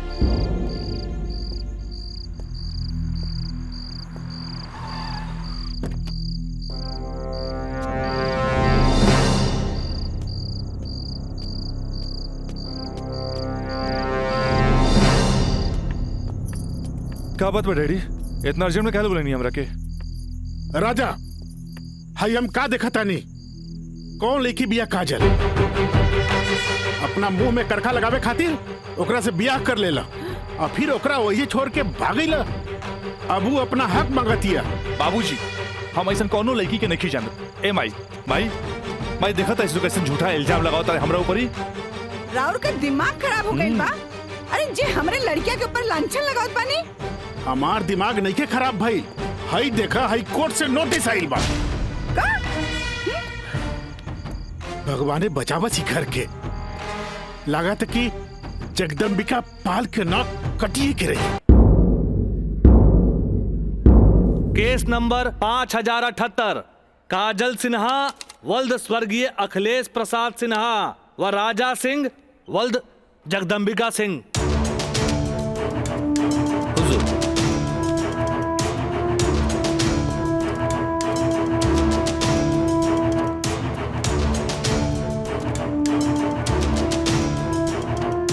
सर या फिर के कर गवाहन के।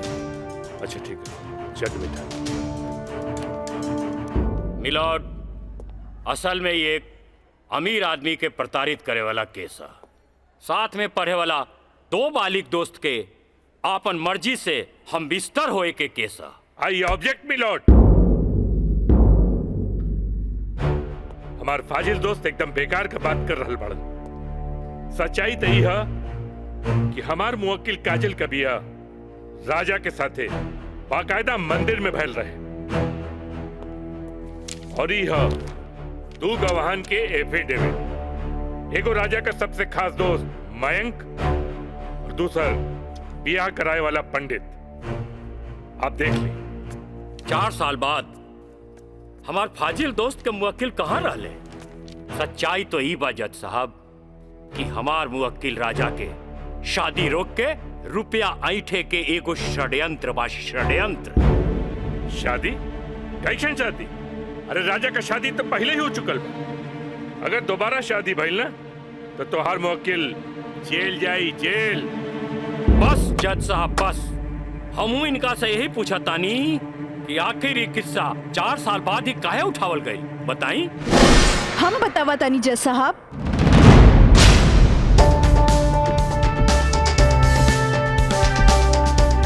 हम बताई।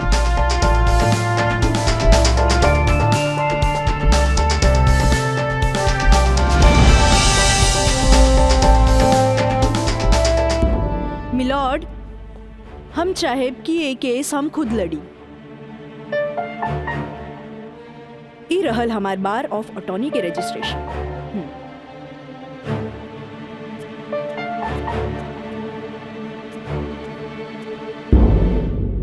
ओके, you can proceed. Thank you sir. आशीर्वाद दी। खुश रह।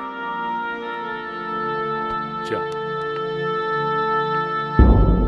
मिलॉर्ड, बचाव पक्ष के वकील बार बार पूछा तारे कि 4 साल हम कहाँ रही।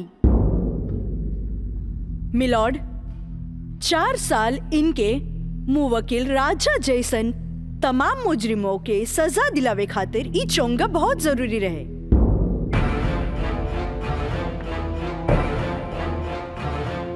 मिस्टर हैदर काज़मी साहब, अब समझ में आयल कि 4 साल हम कहाँ रही कि और डिटेल बतावे के पड़ी। तो मिलॉर्ड, हम केस के स्टडी खातिर हमरा के कुछ समय चाहिए। हाँ, कोर्ट इंस्ट्रक्ट करती है कि राजा की शादी रोक दी जाए जब तक कोर्ट का फैसला ना हो जाए। बचाव पक्ष के वकील की रिक्वेस्ट पर यह कोर्ट मुअत्तिल की जाती है।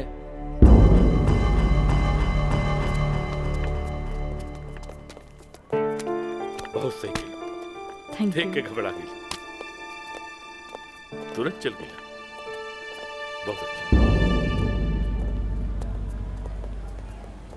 ए वकील साहब, कोर्ट से समय काहे ले लेनी हो? तका करती तू हमरा के बतेबो ना कैला कि लड़की खुद वकील बिया। अरे तय से आपके का फर्क पड़ी? तू का समझबा कि हमरा का फर्क पड़ी? वो लड़की के आईपीसी आदि कानून के सब धारा मालूम हुई। एक खातिर हमरा के जीरा में सावधानी बरते के पड़ी। खैर तू चिंता ना कर, अब अगला तारीख लेवे दा हमरा के। वकील साहब, अगला तारीख रहुआ जल्द से जल्द ले लिहल जाओ, और रहुआ पैसा के चिंता एकदम न करब। हम पैसा के चिंता ना करब, अगला तारीख जल्दी ले ले हम। चलो चलो बाबूजी, चलो चलो।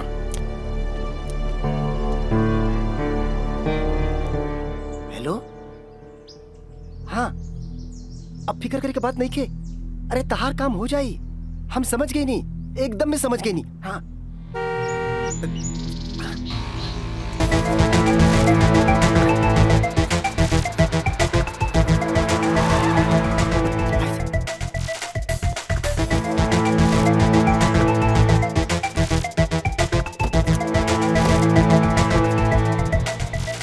हटा ना, ये पाइप पे कर दिया बे। रखा था नहीं।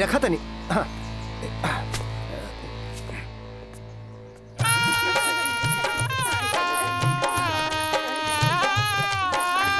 बंद करो ये सब नौटंकी, ये शादी ना हुई। अरे हटा यार, ये सब हटा। अरे ऐसे ना शुभ बात काहे करता रहा? हम सही कहा था नहीं भाई, अभी भी ना हुई। अरे ही का? अरे तो हर दिमाग खराब हो गई लड़का। बियाह करे से पहले हमरा से पूछ लेना रहा का? का जरूरत है ऐसा बियाह करे के? का करती? वैसे ना मानत रहे हम कानून से बचे के खातिर बियाह के नौटंकी कर देनी। तो जाके ओकरा बुला करके घर लिया बा। अरे बाबूजी, अगर ऐसा ला के खड़ा कहीं नू तो ऐसा कितना पतों से तारी घर भर जाई बुझाइल। तो फिर का करबा तू? अब हम देखें हमरा का करे के बा। बहुत हो गई, बहुत हो गई। हटा हटा सब। देखा देख रहा लू ना तू? एकर दिमाग चल गई बा।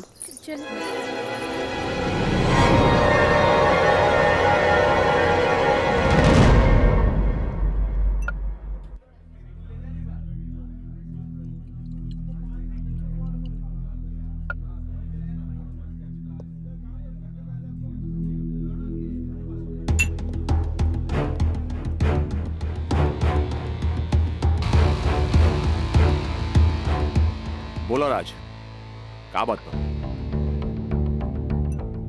पहले पेट तब भी बहुत दिन का बाद मिलल बा।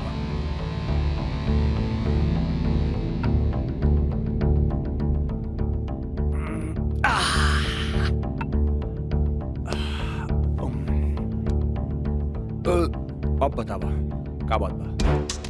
मयंक,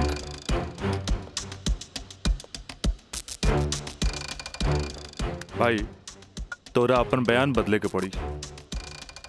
एफिडेविट के बाद भी? दोस्ती खातिर।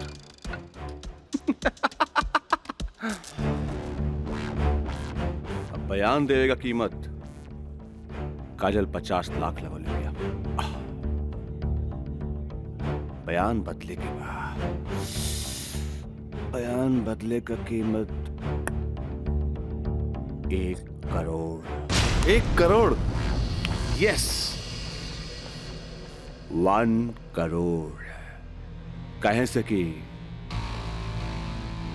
हमरा काजल से ब्याह करके सेटल भी होके के बाद, और हम तोहरा जैसा अमीर त नहीं की।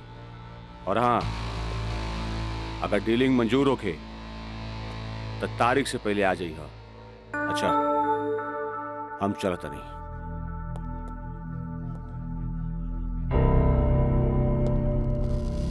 हमार बिल्ली हमरे से म्याऊं।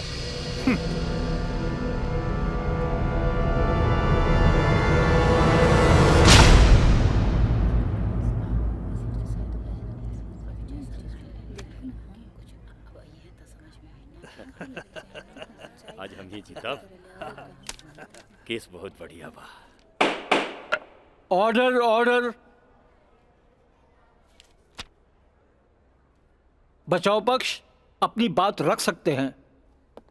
योर ऑनर, बचाव पक्ष के हमार मुवक्किल राजा के हम कटघरा में बुलावल चाहब। ओके, यू कैन।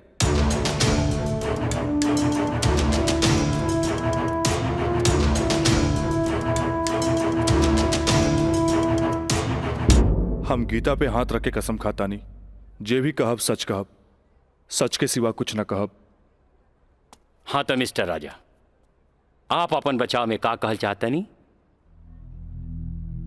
जज साहब, हम ये बात माना तानी कि हम और ये काजल कॉलेज के दिन से एक दूसरा के चाहता नहीं। अपना अपना मर्जी से हम दोनों भाग के शादी भी मंदिर में कर लेनी। होटल के बिल और ही शादी के खर्चा कुछ ज्यादा हो गए रहे, यही से हमरा घर वापस आए के पड़ल। पर जज साहब, हमार इरादा बिल्कुल नेक रहे। हम सोचनी कि हम घर वापस आके अपना पिताजी से कुछ पैसा भी ले लहब और उनका के शादी के बारे में कुछ सच्चाई भी बता दे। जज साहब, हम बिल्कुल निश्चिंत रहे कि काजल के देख रेख ला वहां हमार जिगरी दोस्त मयंक तो बढ़ले बा।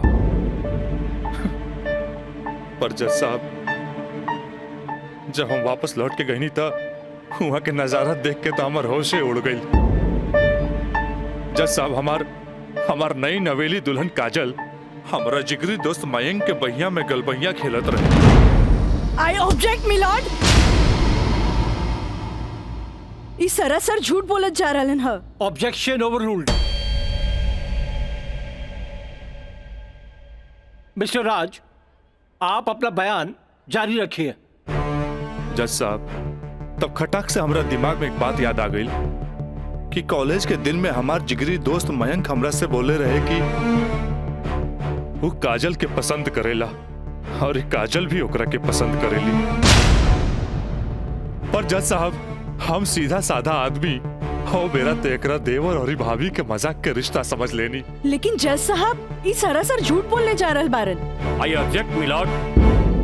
हमार दरख्वास्त बा वकील साहिबा से कि इनका जे कुछ भी कहे के बा बुलैला पे कटघरे में आके कही है।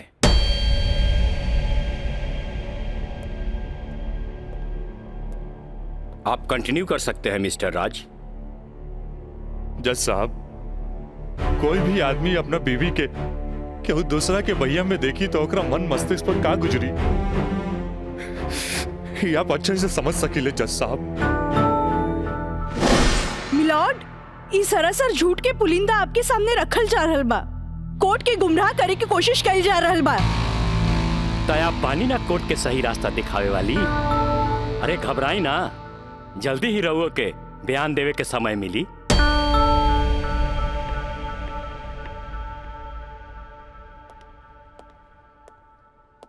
यू कंटिन्यू मिस्टर राज।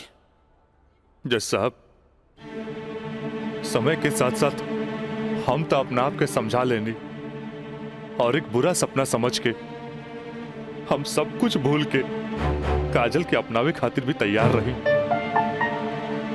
हम आज भी काजल के अपन धर्म पत्नी मानी ले, अपन धर्म पत्नी मानी ले हम काजल के। That's all, my lord। हम चाहत कि वकील साहिबा काजल सिन्हा के कटघरे में बुलावल जाए, वो भी वकील के तौर पर ना, मुद्दई के तौर पर। इजाजत है।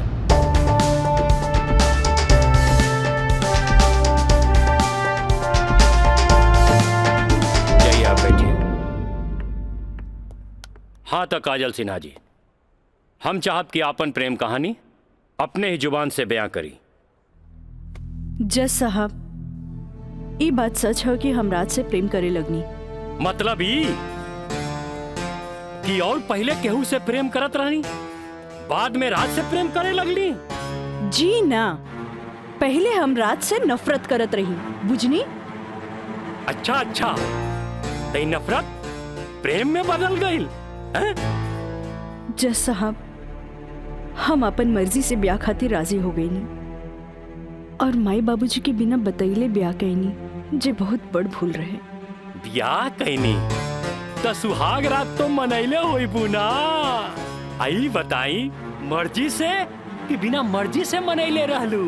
वकील साहब, दुनिया की हर लड़की जब अपन मर्जी से ब्याहली तो उस सुहाग रात भी अपन मर्जी से ही मनावेली ना। हम ए से पूछत रही कि जब सुहाग रात मनावत रहलू तब बगल के कमरा में राज के दोस्त मयंक रहलन ना। तका भइल, मयंक के हम शुरू से देवर के तौर पे देखत रही। अरे देखत भी रही कि मानत भी रही? मानत भी रही वकील साहब, मानत भी रही। जज साहब, यहाँ तक के कहानी तो महज एक कहानी बा जे हर लड़की के जीवन में आवेला।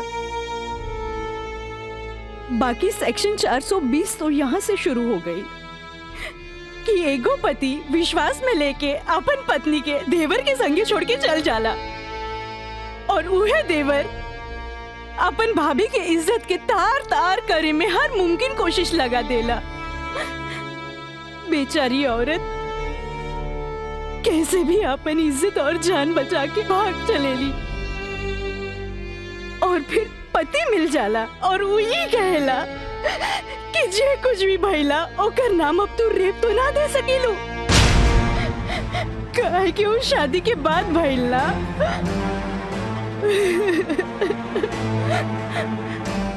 और रहल बात शादी के, तो तू सो कॉल देवर से कर सकेलू,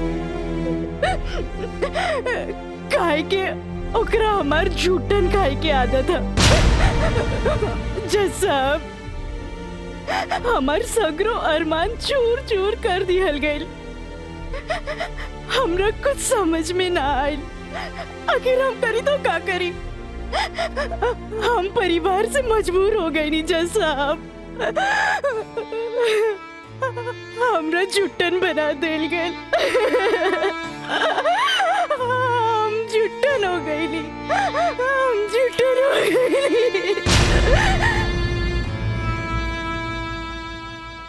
मिलॉर्ड, अब इनका मेलोड्रामा झूठ हो या साच, इससे साफ जाहिर होला ई झूठन कहां बारी। जबकि हमार मुवक्किल मिलॉर्ड एक झूठा सपना समझ के इनका के अपनावे खातिर तैयार बा।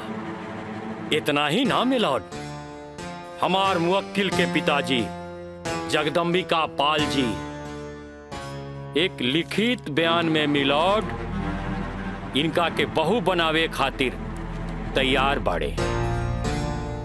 इले काजल, जबकि राज, उसके परिवार और यहाँ तक कि उसके पिता भी तुम्हें एक्सेप्ट करने के लिए राजी है, फिर तुम्हें क्या प्रॉब्लम है?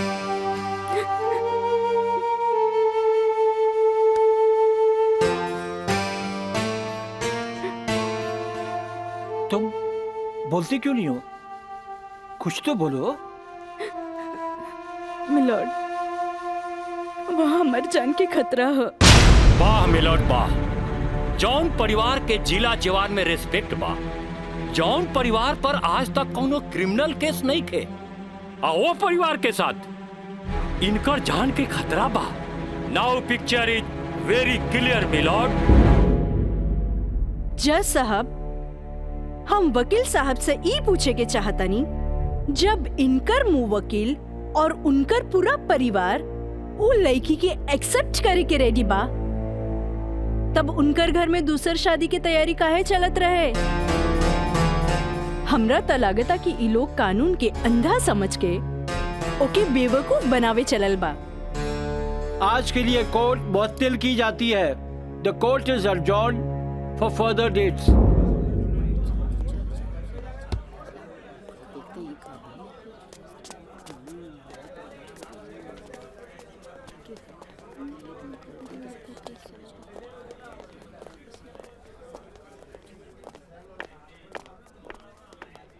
वकील साहिबा, अरे वाह, तू तो बड़ा चालाक बड़ू हो।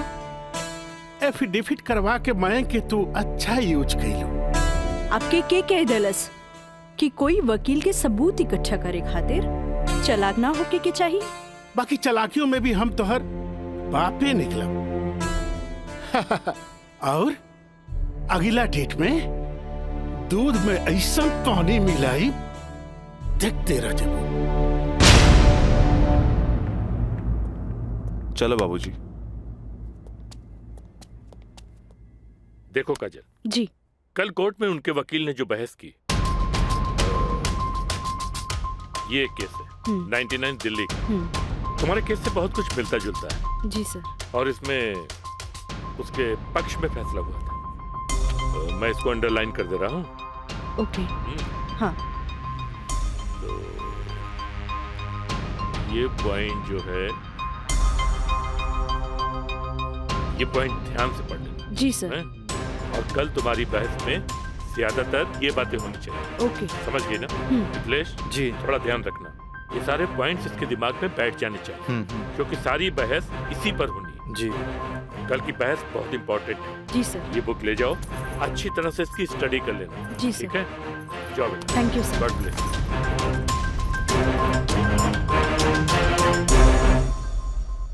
आँख कहेली कि एक नया इंसान देख ले, लेकिन दिल कहेला कि ना।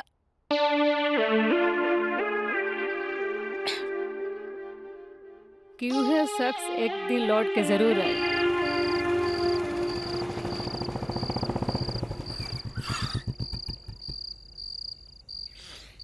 जफाव ने मारा, वफाव ने मारा। निराली, अरे ओ निराली, मुझे तेरी अदाओं ने मारा।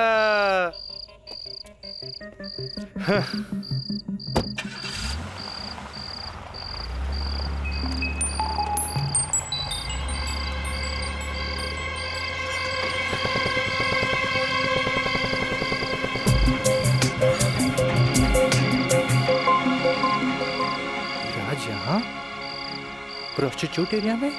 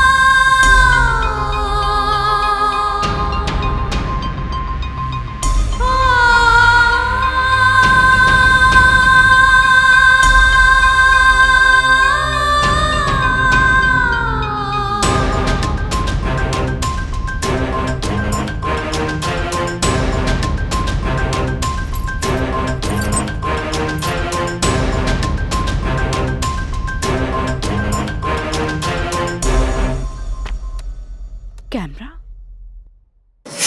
अब जाई भी और जल्दी आई। ठीक बा।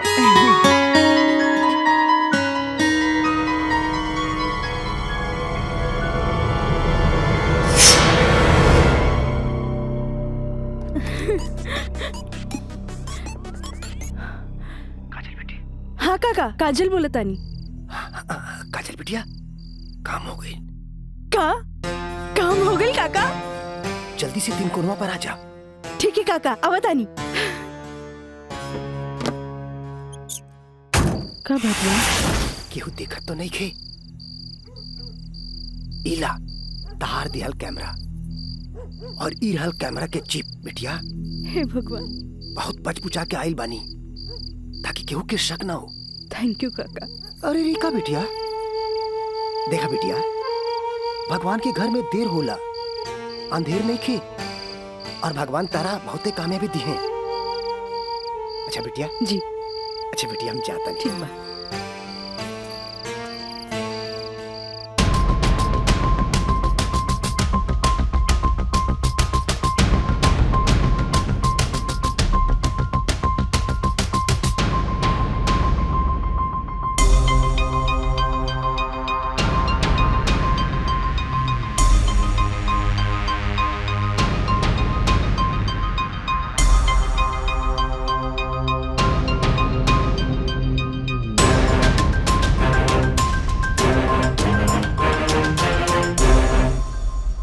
सबूत तो दे देनी हाँ।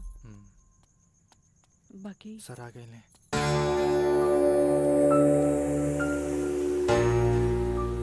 प्रणाम सर। खुश रह काजल। वो लोग समझ ले रहन की तमाशा होई, बाकी तू चुप रह के बाजिए पलट देलू हैं। तू जौन भी सबूत हमरा के देले रहलू हम सब स्टडी कर ले बहुत सही है। I am proud of you बेटा। Thank you sir. God bless you. Mithilesh ji कल कोर्ट पे मिले थे। ठीक बा सर। ठीक चलो। प्रणाम सर।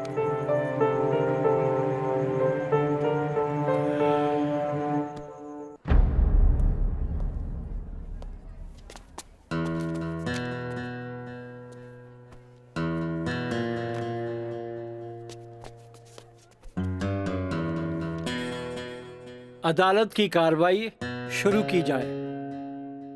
जा बेटा।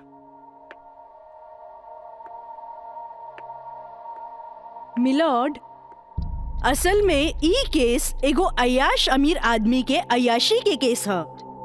साथ में पढ़े वाली छात्रा के अपन अयाशी के जाल में फंसा के ओकर असमत से खेले के केस है।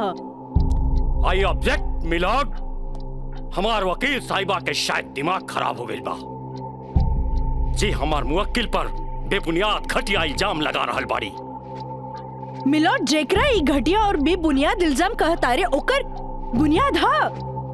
हम चाहे कि इनकर मुवक्किल राजा के कटघरे में बुलावल जाए। इजाजत है।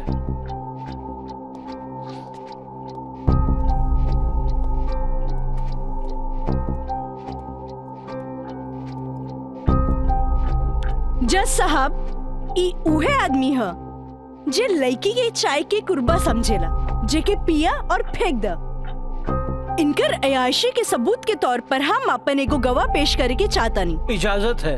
Thank you.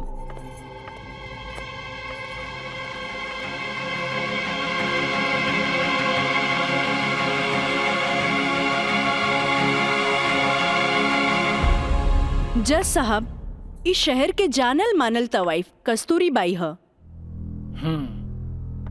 हाँ तो कस्तूरी बाई, ई जे सामने कटघरा में खड़ा बाड़न, का आप इनकरा के पहचाने ली?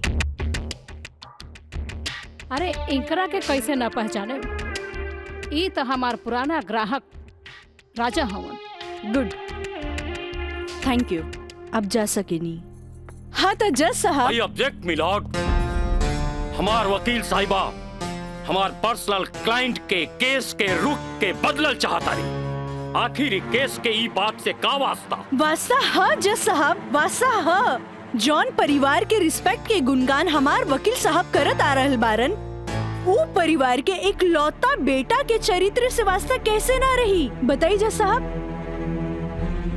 अब हम अपन अगला गवाह राजा के कॉलेज के प्रिंसिपल एनके गॉड के पेश करे के चाहता नहीं। इजाजत है। Thank you. प्रिंसिपल श्री एनके गौड़ हाजिर हो।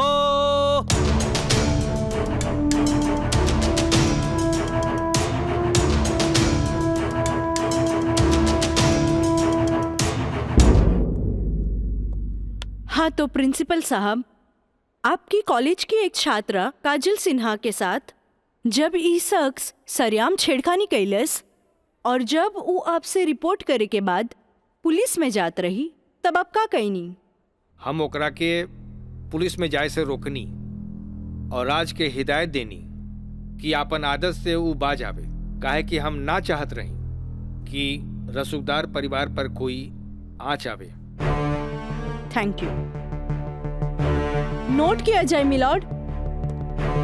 रसूखदार सुनल गई ना जज साहब। हमार वकील साहब के हिसाब से जॉन परिवार पे एक भी क्रिमिनल केस ना है, हुई भी तो कैसे। खैर, अब हम सबूत के तौर पर इस रसूखदार परिवार के एक लौता बेटा के जिगरी दोस्त मिस्टर मयंक के पेश करे के चाहता नहीं। इजाजत है। गवाह मयंक हाजिर हो।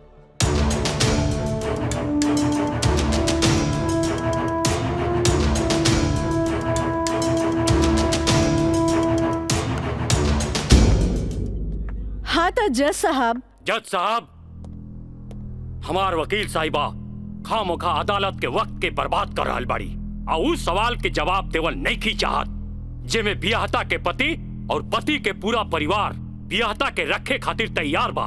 तो ई बात में कौन जान के खतरा बा? बिहाता ई शख्स उहे आदमी बाड़न जेकर मदद से शादी जैसन पवित्र बंधन के आड़ में कानून के धोखा देवे के साजिश रचल गई, जेकर रचयिता बाड़े मिस्टर राजा और साथ देवे वाला बाड़न मिस्टर मयंक। हाँ तो मिस्टर मयंक, तू अपन जुबान से ही उस सो कॉल्ड शादी के आंखों देखा हाल बतावा। वैसे मिलॉर्ड, सबूत के तौर पर हम अदालत में एगो वीडियो क्लिप पेश करे के चाहतन। थैंक यू सर।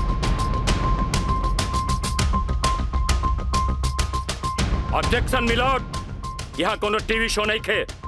अखामखा वकील साहिबा हमनी के और अदालत के वक्त के बर्बाद कर रहल बाड़ी।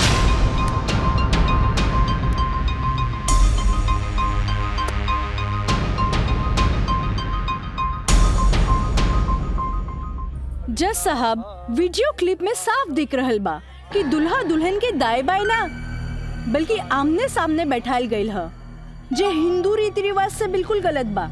और ऐसे नहीं से भइल काहे कि पंडित से शादी ना करावल गईल, एक बहरूपिया से पंडित के रूप धरावल गईल। आप यही क्लिप के साथ पंडित के बयान खुद से देख ली। जज साहब, हम रेलवे कर्मचारी हई, रुपया के लालच हमरा के नकली पंडित बने पर मजबूर कई देलस। जज साहब, हम एक गरीब आदमी बानी और पैसा का लालच बड़े बड़े लोगन के अच्छा और बुरा समझे का शक्ति के छीन लेला। हम तो एक गरीब आदमी बानी। दोस्त के कहला पर हम एगो भलता आदमी के पुजारी बना के इन लोग का ब्याह करवा देली। आखिर हम भी क्या करती?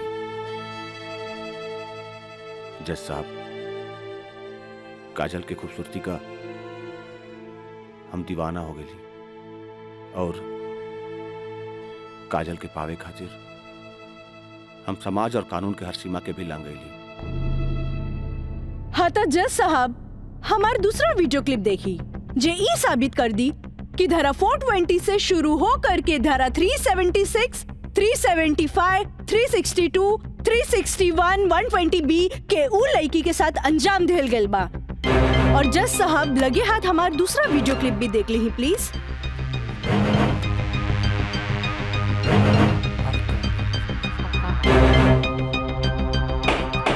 Order order. अरे हटाओ, हटाओ, हटाओ। हम सही कहा था भाई, अभी बियाह ना हुई। तोहरा के बियाह करे के कौन कहले रहे? तो क्या करती? वैसे ना मानत रहे तो हम कानून से बचे के खातिर बियाह के नौटंकी कर देनी। अरे बाबूजी, अगर ऐसे ला के खड़ा कहीं नू तो ऐसा कितना पतों से तारी घर बढ़ जाए बुझाई।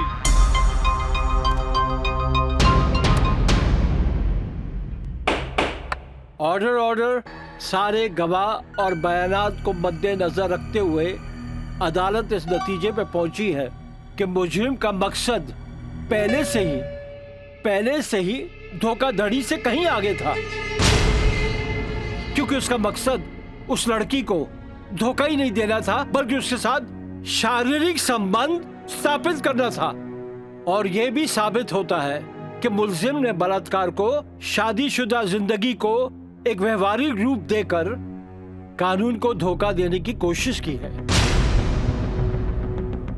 इसलिए अदालत धारा 420 से बढ़कर इसे 376 एक रेप केस करार करती है और साथ ही महंग को इस अवैध कार्य में साथ देने के लिए धारा 120B को अदालत मुकर्रर करती है। धारा 376 के तहत मुलजिम राजा सिंह को 9 साल एवं उसके साथी महंग को धारा 120B के तहत 4 साल बामुशक्कत कारावास की सजा देती है और पंडित देवी दत्त को नौकरी से बर्खास्तगी के साथ IPC 34 एवं 120B के तहत 2 साल की सश्रम कारावास देती है और अदालत जगदम्बिका पाल सिंह जैसे हर अमीर बाप को यह हिदायत देती है कि पुत्र के मुंह से उनके उल्टे सीधे कारनामों में बेटों का साथ ना दें। और इन्हीं फैसलों के साथ अदालत आज बर्खास्त की जाती है।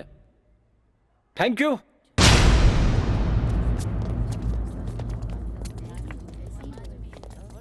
सर,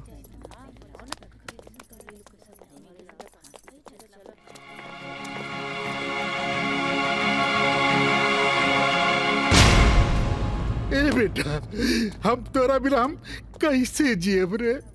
ए बाबूजी, बाबूजी हम आज बात जान गए नहीं कि झूठ कितना भी ताकतवर क्यों ना होके सच के आगे हमेशा छोट पड़ जाला। एक औरत अगर अपना आदमी के बना सकेली तो वह औरत अपना आदमी के बर्बाद भी कर सकेली। बाबूजी हम कबो औरत जात की इज्जत न कईनी, उनका के अपना पाव के जूती समझनी, पर हम भूल गए रहनी की जन धन दौलत पे हम इतना घमंड करे ले। बाबूजी वो तो एगो लक्ष्मी के रूप है।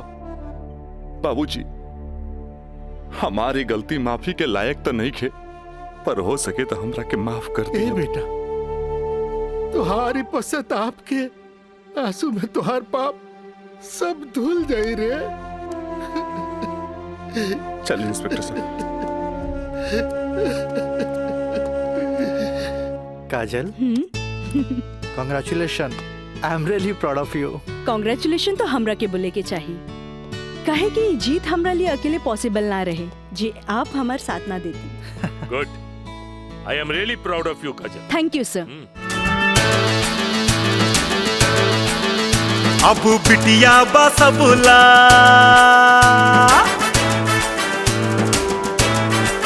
हो, अब बिटिया बसबुला अबला ना बोझ रे।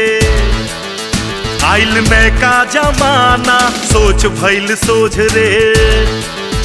अब बिटिया बसबुला अबला ना बोझ, आइल में का जमाना सोच भइल सोझ रे। अब कानून बाटे साथ हाथ नइखे कमजोर रे। रहे सूतल समाज बेटी कई दिहली भोर रे। अब बिटिया बसबुला अबला ना बोझ रे।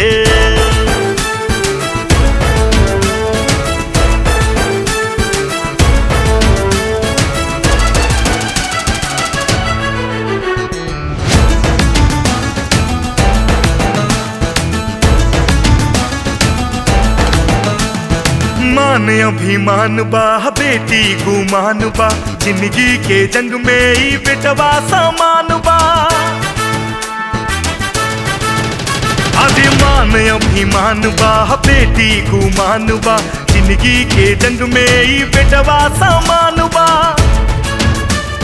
बिटिया के तरकस में हिम्मत के बान बा, बाबूजी के बाछी ता छुअत आसमान बा।